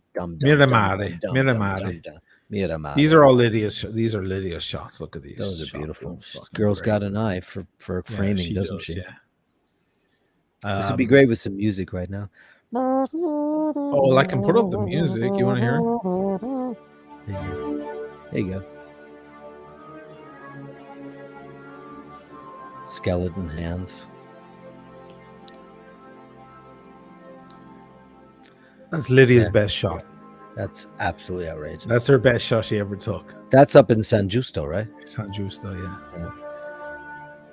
Which is outrageous. Yeah, it's got a bit of a lollipop on it, you know? I never realized that. It's a bit of a lollipop. What do you mean lollipop? I mean, it's got a round marker on the second hand. Oh, yes. Look, the fucking sunset there. Yeah, it was beautiful. Oh my god. It's a dream, that town. Like It it's is. it's wonderful. We were down there at the hard to get a salad. Advertising Carl Frederick. Look. Slow-mos. Yeah.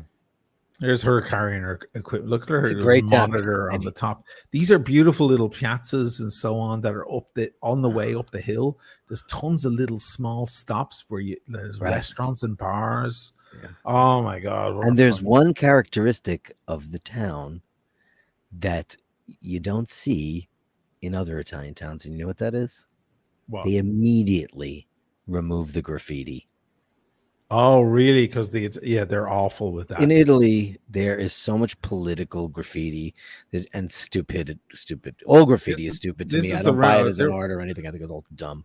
Yeah, I hate it's defacing property, and I just don't. Oh yeah. People spotted in my vids walking around, or they're like, "Oh, beautiful spot," but like, look at all that horrible graffiti everywhere. But in Trieste, within 24 hours, the bedroom. Look, I got the suite. Yeah. At the Excelsior, and it wasn't even that much money. No, like two and change. Yeah, 2 and change. Not right now, though. I think it's more now. God knows what it is now. Yeah, because they've gotten so highfalutin. Everybody was pissed off because I showed this guy. Is he around? There's me advertising Carl Frederick again. Yeah, I think Carl Frederick weren't ready for the sort of advertising I was doing for them. Like, integrate the stuff. Yeah, but people got pissed off. Oh, that's a Cafe Specky. Oh, that's my Batman. But well, they should wake up, because I'll go to Trieste tomorrow and I'll model all of their luggage, because I think their products are beautiful. Oh, they're beautiful, so elegant and classy. And look at this room, and look at that. Oh, look at this fucking advertisement. Who's this guy douche selling his shitty watch. Hi, I'm the CEO of shit watches. And he's got. I love his neck tattoos. Yeah. I'm definitely gonna buy a watch off you, dude. Yeah. But look at this. It was a lovely room, and this was my terrace. Yeah, monster terrace. They brought me dinner. Look at all the commercials on this shit. What's up with this? That? This is what YouTube does to my videos. This is not me, guys. I don't do this. This is what they do, because they're trying to like. I have those plates in my kitchen. Oh, you stole them? I nicked them. I should steal a lot more stuff. I should. Hotel swag, baby. Yeah, I've got every wine opener from every great hotel I've ever stayed in. because the By the way, wide somebody open saw the Pan Am thing with the GMT, and they were like, "I have those Pan Am wings Oh, I have the badges." wings, sure. Oh, you have them? Okay. I have all Pan Am. I only eat off of airline service. All my forks, knives, and spoons are either Pan Am, American Airlines, or TWA. And I have I've got. If you go in my drawer, you will not find a not branded. They're all airline. And the American ones I got for free, yes. obviously, but the other ones I nicked. This is the Roman ruins that's Yeah. opposite the courthouse. And the courthouse is like Lydia looked it up. That's a fascist building there. That's the right wing. Yeah. That's the right wing. And I like that architecture, by the way. I like. You like fascist architecture? I do. Yeah, I do. The small windows. I do. I don't mind it. I think it looks kind of cool and ominous. There's that one in Vicenza, the post office in Vicenza that's pink. On Piazza delle Poste, yeah. That's the ugliest building in Vicenza. I love it. You like it. Well, look at first of all, look at the font where it says, what does it say? Assurazione, or whatever, the Centrale, whatever it says over there. The way they incorporated what the building is into the masonry, it's very cool. There's the Cafe Specchi. Look. They brought me a cafe shikarato. That's Lydia sitting there. And I want a shikarato right now. Yeah, I know. I'd love a shikarato. Look, she's pouring the chocolate onto the cream. We didn't order that. They just brought it as part of the whole process. Yeah, they just do that up there. It was so nice. What a cafe. Oh, that place is great. And then I filmed a couple of older men like reading and writing. And I thought, are they following in the footsteps of James Joyce? You know, I want to be. Well, they love to. Look at me all over. Yeah, I mean, there's statues of him everywhere. There's the James Joyce bar. They have so much James Joyce going on over there. He spent more time there than he did in 15, 16 years. Yeah. I mean, look at this place. Yeah, look at that. I mean, it's so royal and beautiful. You could be there in an hour and a half if you wanted to. Yeah. It's right up just jump on the train and kaboosh, you're there. Why don't you go there for a nice late lunch tomorrow? Just take a little side trip. Just jump on the train and fuck off over there. Yeah. So easy to get there. Look at that shakarato, baby. Look at the shakarato. It's like a little pint of Guinness. It looks like a Guinness. Look at that. But look at the there's my state of that brew. It's so dark. That blend. Where you going, Laura? And look at the chair behind. Look at that chair. Yeah. Did you see that thing? That is just royal. It ain't pleather. That's where you want to sit. No, it's not pleather. That's where you want to sit all day and contemplate and write a novel. You know. Yeah, if I could. It's just so. If I were a novelist, all day long I'd specky. If I were a novelist. Who else have we got in here? Any more comments? Chibbers. A super chat. No, Loving a midweek eye bash. Hope you're both well. We are. I think we're both well. Are we both well? Yeah. Good. I'm dreaming about a shakarato though. Oh man. Can you make one? I mean, I have I make them all the time. You make them all the time? I make them all the time. First thing I do in the morning, I get up and I make one. I actually take it into the shower with me. Is that bad? You're the only person who takes beverage into the shower. It's happened that I get up. You've had some episodes where like, what? Yeah. There's a glass of whiskey next to the shampoo in the who takes beverages in the shower. I know I'm degenerate. Last night I was on with me and Blondie were talking all night because we have these great phone calls, conversations. She's so funny.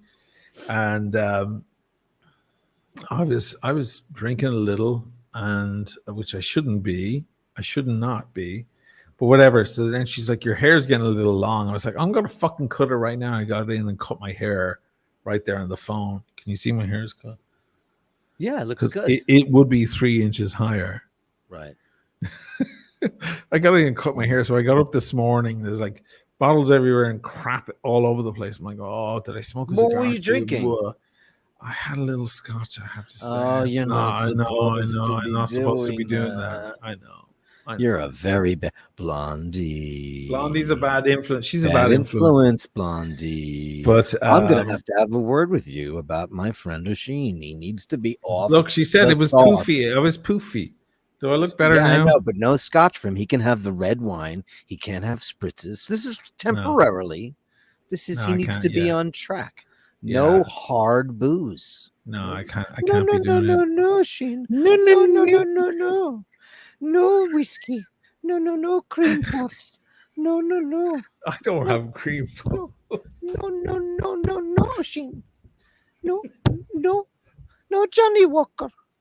No, Glenfiddich. She said no scotch. Yeah, she was trying to keep tabs on me. No. But also, or he's gonna wind up back in the, third world jungle fucking horrors of Venice, Venetian. They're not third Ospedale world. It Veneziano. was too long. They didn't take me seriously enough, and Vicenza took me. She said, Vicenza "I think I've Hospital been was shot." incredible. You're right. I've been shot. Yeah.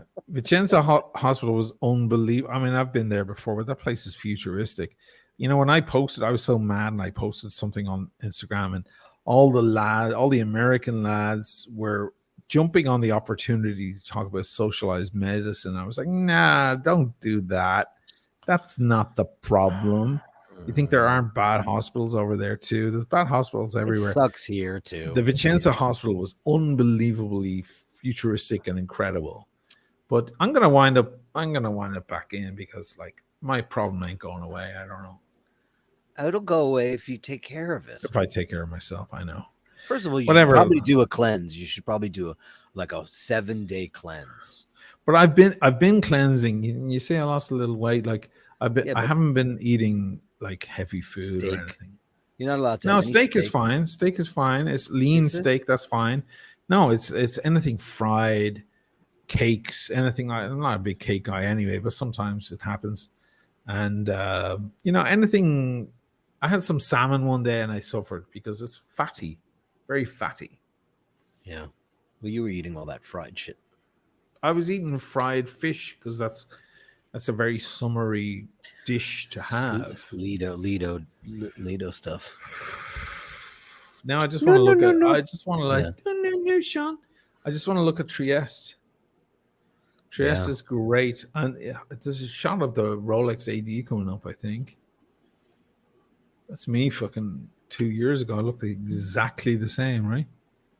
Say yes. Say yes. Yeah, you do look exactly the same. It's not like you don't. You certainly do. I'm just me. There's the Excelsior. Oh yeah, it was empty. Lobby. Look how empty. It's always empty. There's no one ever in there. There's no one ever in there. Yeah. They sent me their new case, by the way, the Carl Friedrich case. They're waiting for me to do the video. All right. Tell them to book you in the hotel, and you'll do it tomorrow. And that's their Policy 25-hour. Yeah, that was nice. That looks like it's Hermes. Yeah, it's nice. And this is their local AD. The Cartier stuff was nice. That Lydia starts saying, I like Cartier. Sure. Tudor, before the glass, Nomos Glasuite. Look at that. I want one of those in the house. Now, what do they have?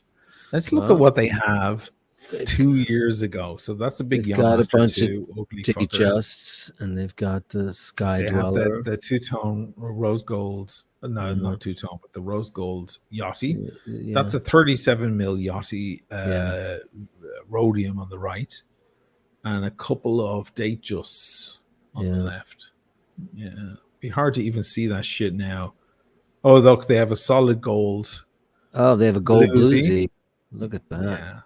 Oh, they've got some date justs on Jubilees. Yeah. Oh, this would Moose would have to wank off to all this gold. This is Meister Singer. Meister Zinger. These are 24-hour. There's only one hand. See, it's 24-hour watch. Meister Zinger. Very interesting. Yeah. Yeah. Everybody does this when you stay at that hotel. You have to do the long, slow shot to the balcony. Well, yeah. I mean, look at that balcony. It was nice. Going back over the same stuff. This is the Miramar. Oh no, this is the Rossini where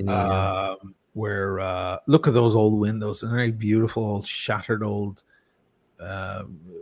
whatever blinds. This is Venetian where, blinds.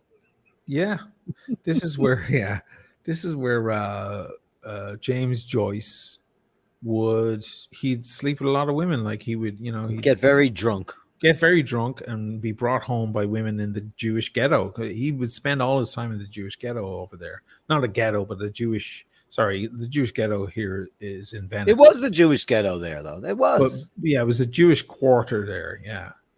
Right. You definitely did.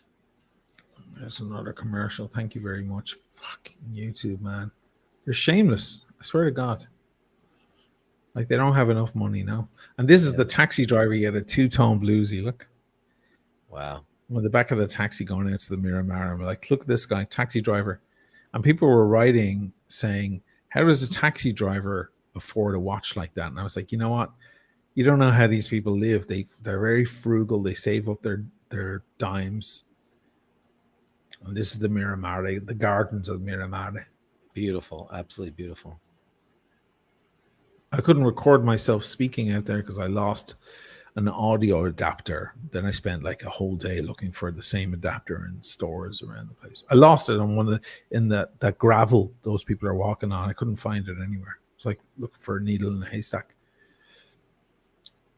Isn't it beautiful out there? So beautiful. Trieste is magnificent, and it's still considered a little bit of an outcast in Italy. Sure. Well, because it was part of, Yugoslavia. Then it wasn't. Kids come around. Yeah. It had a lot of lives. The people there, some of them are Italian, some of them are not. Some of them identify as Austro-Hungarian. Some of them think they're Croatian. Some of them think they're Serbian. It's a very, very interesting place.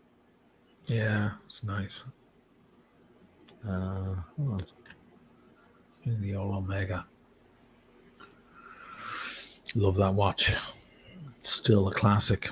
I still love that bracelet. One of my most comfortable bracelets. Sorry. No, I know. Sorry, not sorry. Sorry, not sorry.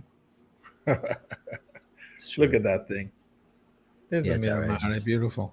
It's beautiful. I remember thinking, like, even for someone today to have a building like that, think about the people back then having that kind of wealth, living in a building like that, like with that view. Yeah, it's mental. Absolutely mental. Look at the gardens. Whoa. Fuck. Yeah, it was a good day. Good day of shooting. Oh, yeah, there's the inside. And those clocks are all over. I missed it now, but those clocks are all over the place here. Those very ornate clocks. See inside. Oh, yeah. They sure are. Yeah, beautiful, magnificent.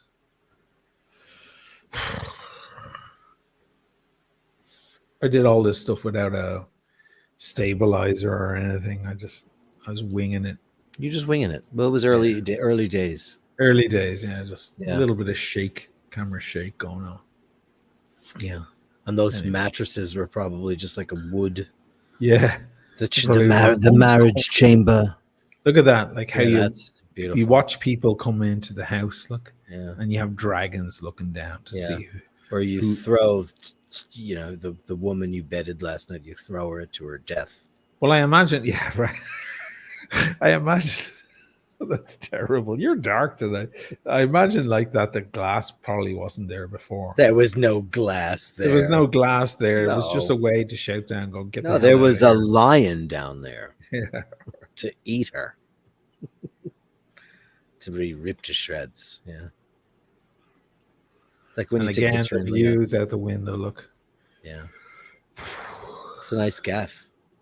Nice gaff. And that big ballroom there is their main ballroom. Yeah. Look. That definitely looks like a place where Satan would have a ball. Yeah, looks like a satanic place. Throws parties. That's San Giusto. San Giusto, yeah. Two churches side by side, not an uncommon thing in Italy. And when was that built? Like 200 AD? It was really old. Yeah, it was very, very early. I mean, one was built a couple of 100 years before the other. And they broke down the walls and turned it into one church. But the funniest part was the people Look at me all sweaty. Like, it was so warm, and I'm like, I hot. better fucking film something. So there's the two churches connected Yeah. that they that's it there. But then outside there was the Roman ruins where people were just hanging out, like people on dates and stuff, like guys trying to chat up girls sitting on 2,000-year-old Roman ruins. You say ruins like who's that? Who's the guy from Saturday Night Live that did too much coke and then he married? What did I say? Ruins. I said ruins. No? You said it like one word, like ruins. Ruins. And that's part of the ruins. Look at them. That's what they're sitting. See that dude? He's just sitting on a these unruined. He's probably having there should be glass smoke around that thing. But he's that's sitting what there they live checking in. his phone. That's their lives. That's what they do. You know. Getting back to Andrew Tate, he made a very good point. Like, why would someone want to fucking live in the States when you can live in these amazing places?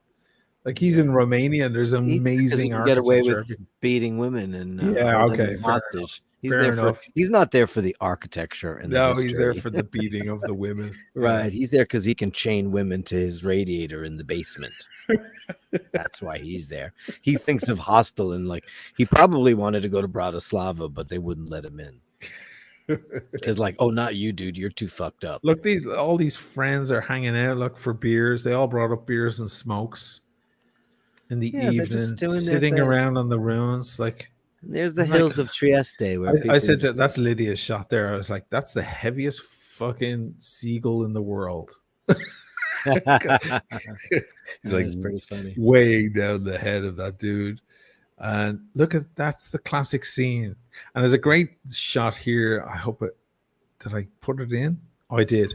Now look at that shot. So you have here on the right, you have this beautiful little blonde with her, classic kind of Austrian German looks. Sure. And her mate there, she's black. Then this broad here with her boobs out, she's showing what she got because she ain't got the nose or the cheekbones, right? She looks like one of those girls from Haim. Right. She's an that's a classic Italian or Southern Italian look. Right. Right. So this one on the right, she's got all this. She's skinny. She's blonde. She won the lottery, right? But this broad, look, she's got the Italian. Do you see that? This one is just stare to the camera right there. Look at that. That's a beautiful shot, though. Look at her face. Look at those big eyes. Yeah, big eyes. So she black. This girl black. Beautiful, that girl. This is Southern Italian looks, classic. Yeah. That's a good wife right there. That's a woman. She'll cook you a good dinner. Dove la make me a pizza? She'll pop out the kids, right? And this girl over here, she wants a yacht. She wants the millionaire. I mean, I'm completely stereotyping here. Sorry, but her haircut's cute though. Yeah, it's cute and so on. Like, what a bunch of 4 girls. Like, how international is that? Yeah. Like, for this little town, what a crossover. Yeah, it is a crossover. It is an interesting place. Crossroads. It is. Yeah. People are on their way there a lot of the time. Right. Yeah. Yeah. They're on there. Yeah. I'll stop doting over fucking Trieste. Yeah, I'll get a place and so on. Let me know if you want that joint here. Something to discuss further. Yeah, man. Just take it. Like, I feel like I better hang on to it because it's in such a magnificent. I can't say it live on air. You have to hang on. It's an amazing area of Venice. It's in a very, very nice spot. Yeah. Did you see American Airlines put the deposit on those Boom Supersonics yesterday? No. You know about Boom Supersonic, right? It's the new Concorde. It's a company called Boom Aviation, and they've got a plane called the Overture. You're not aware of this? Come on, you. Hold on. No. Oh, 1 minute, please. Hold up there. Pull up, Turkey. Think of how amazing the cigar was. It's lasted we're nearly at 2 hours. It's been a 2-hour cigar. So, and I'm not bombed out of my head. So that's means it's been a smooth night. And sometimes I smoke a little too fast. Any cigar aficionados would. Oh, look at this! Wow, what is that? Wow. Boom. American placed an order for 20 of them with an option for a further 25. It's the new Yeah. Now, they haven't built it yet. It's just been in tests. United Airlines, Emirates have also bid on it. They don't have an engine for it yet. They're still talking to engine manufacturers, but it goes 1.7 Mach 1.7. Wow. And they're thinking first flight 2026, commercial passengers 2029. Wow. It looks very Concorde-y. Sure. Well, I guess it has Does to. it do the same thing with the nose, with the No, cockpit? it doesn't. Yeah. Yeah. 0 net carbon emissions. That's its specs right there. Can you pause that? Oh, yeah. Hold on. mind. Yeah, give me a second. Yeah, I The can. phone is fucking ringing off the hook. You can hear that? Yeah. Like, I don't know. Well, I have It's all my commercial things. stuff. Why anybody in Spectrum, the they world want is you trying to- back.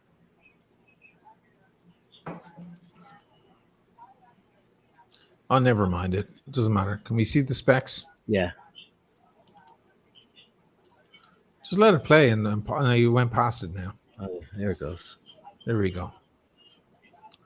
2 times faster over water, 20% faster over land. Hold on a second. Why is You there a look at- difference there? Look at that.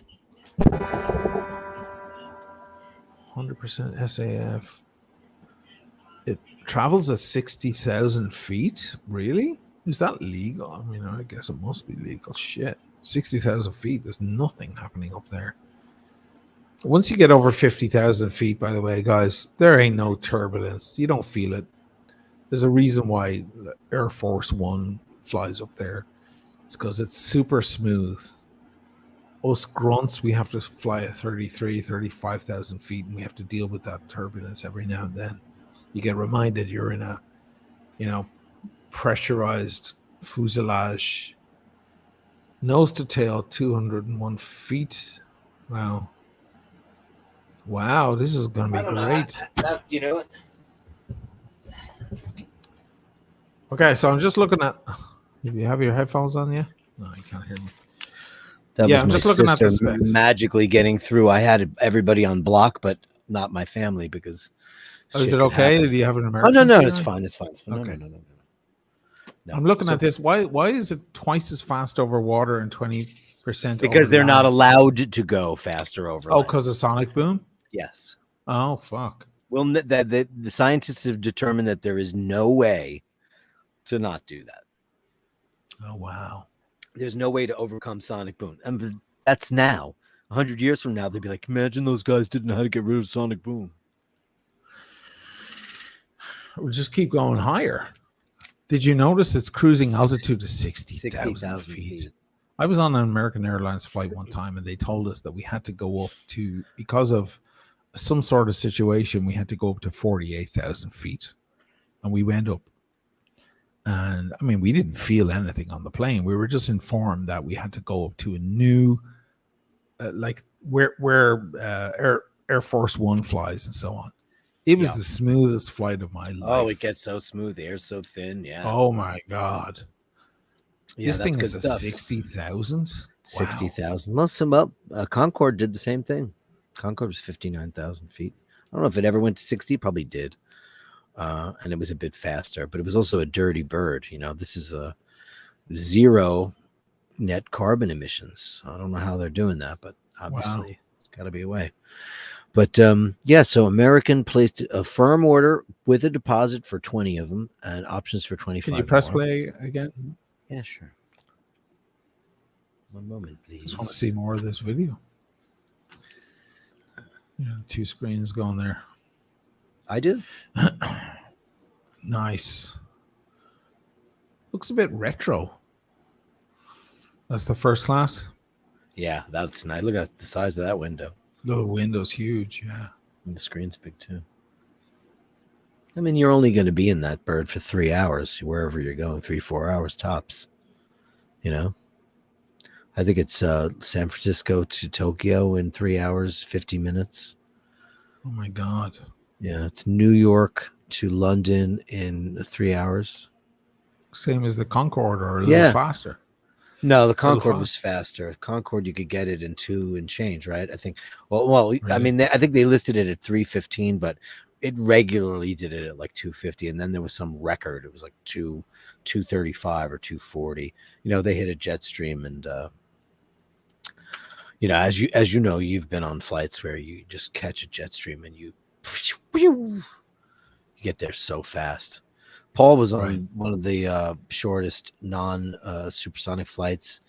I was monitoring his flight, as I do with everyone when they're on flight radar. And I was like, it said it was going 816 miles an hour. I was like, what the fuck? That's wrong. Jesus. It was true. They got into a stream. Mach 1.1.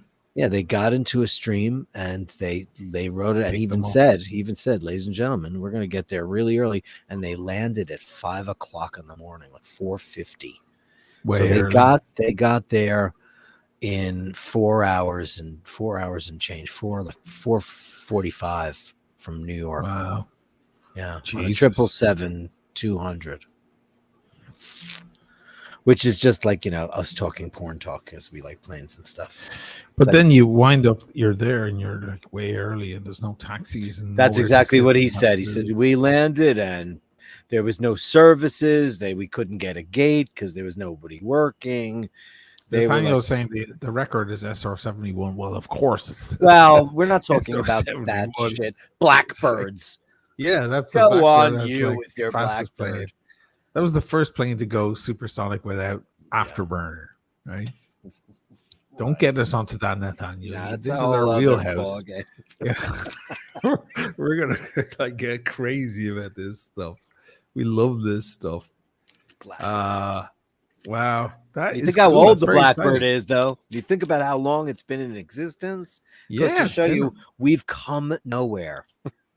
Yeah, we shot our wad in the first 10 minutes of the movie. We did. We don't have a human space flight project. We don't have the 747, or we soon won't. We're just Airbus shite crap. We went back. It's like, why does it take so long to get to Los Angeles now? Because you're on a shitty 737. And you don't have like these old planes had 100,000 pounds of thrust, and now you've got these little putt-putts. They suck. It's all drag. It's all drag. It's all drag in the air. It's just dragging air. It's so slow. The 737, when it lands, it's just the stupidest landing. It just goes like this. It's a non-event 737. Yeah, it's not really. It's not a thing. That's the most beautiful birds of all time were the 707, one beautiful aircraft, the 747, and that's it.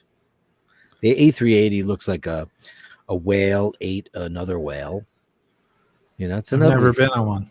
I've never been on one either. I've just from afar. I'm sure it's a smooth flight though. Oh, Paul went to Germany when I played Keep It True, and he flew Lufthansa and said that after a couple of drinks, he goes, "I didn't even realize we took off."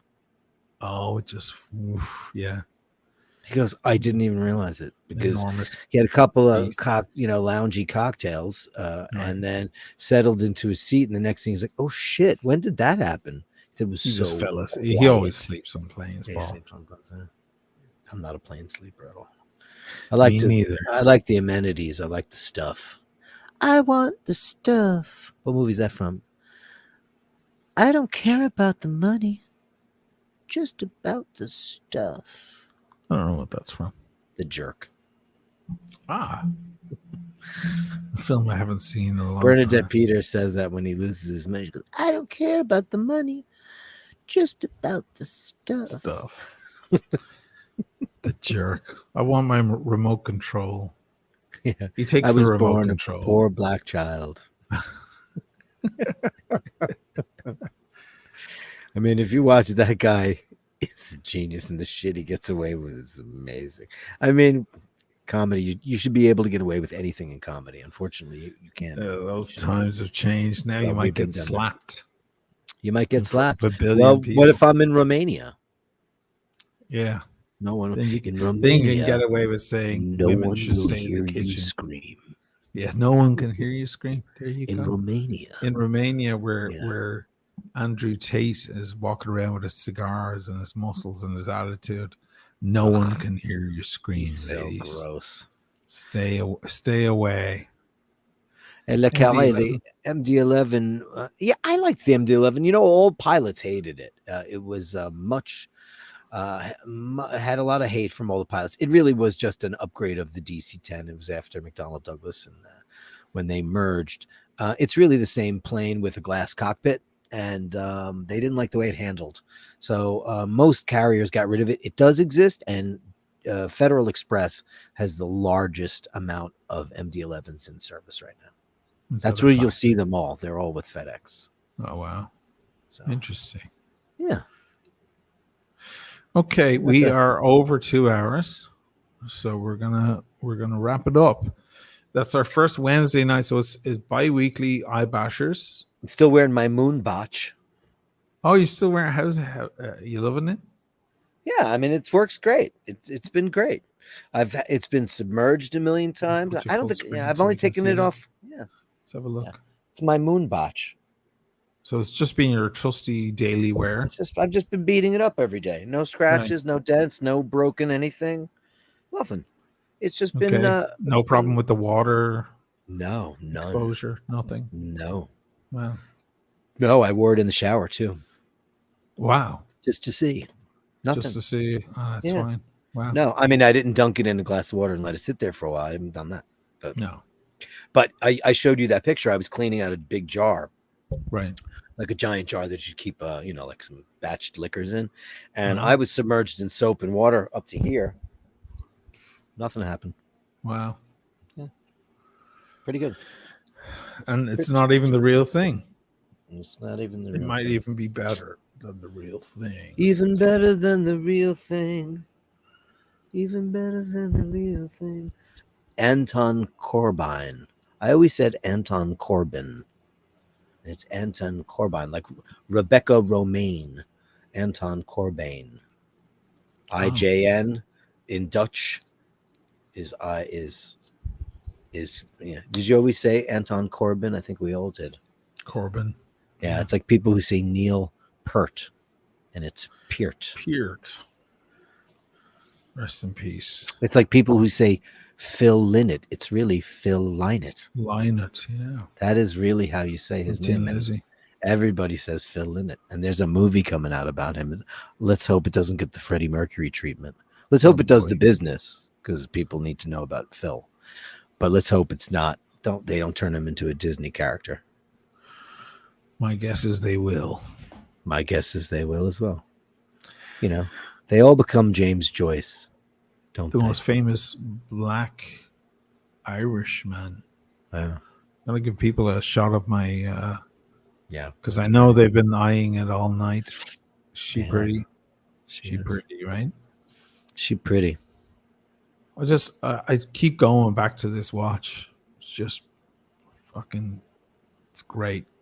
And I love that it's like, I know it was serviced and all pristine, but I think if I bought a brand new one, I would never wear it, for fear of it scratching or something. But there's something about just enjoying this. And hey, man, enjoy it.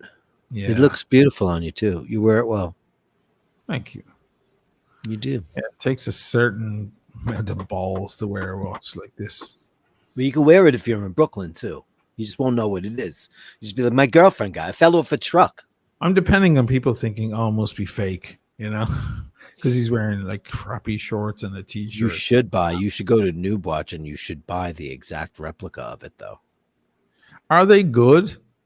There's some watch guy called Snide. Yeah, watch Snide, of course. All he does is fake shit. Buys fake sneakers.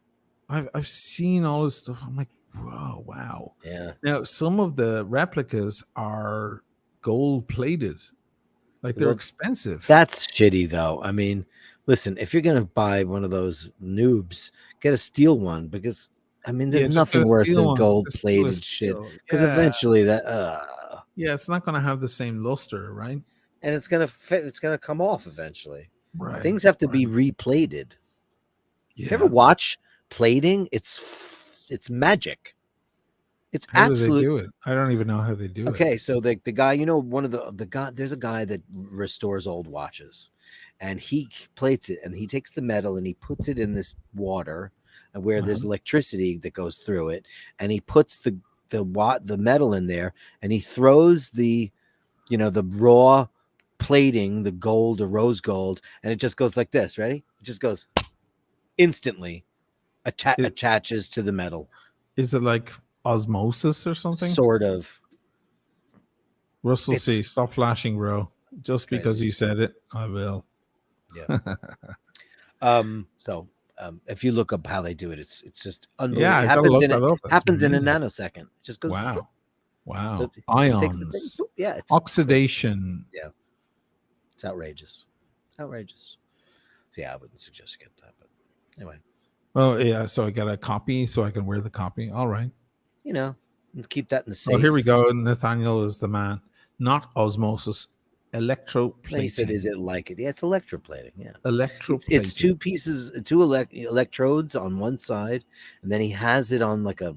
That's why I thought of osmosis, because there's an anode and a cathode. Yeah, but that osmosis has to go through something, right? Yes. This is in water. It happens. Yeah. Okay. It's incredible. Negative, positive ions. Yeah. Watch it. It's science. That amazing, science is fun. Yeah, that amazing fake news thing. Science is not real. The Earth is flat. Yeah, the Earth is definitely flat. Definitely with flat. Ice walls around it. Ice walls. How did we get there? Let's not get onto it because we're over 2 hours. We'll get onto it on another one. Thanks, man. Thanks everyone for joining us tonight. Wednesday night. And thanks for anybody who tuned in. We will see you guys probably Saturday. Yeah. We will. We'll see you. It's all down to you, Dirk. No, Saturday's good. I'm game. Saturday's good. We have to figure out when the definite second one edition happens. We did Monday last week. We're doing Wednesday tonight. We'll see.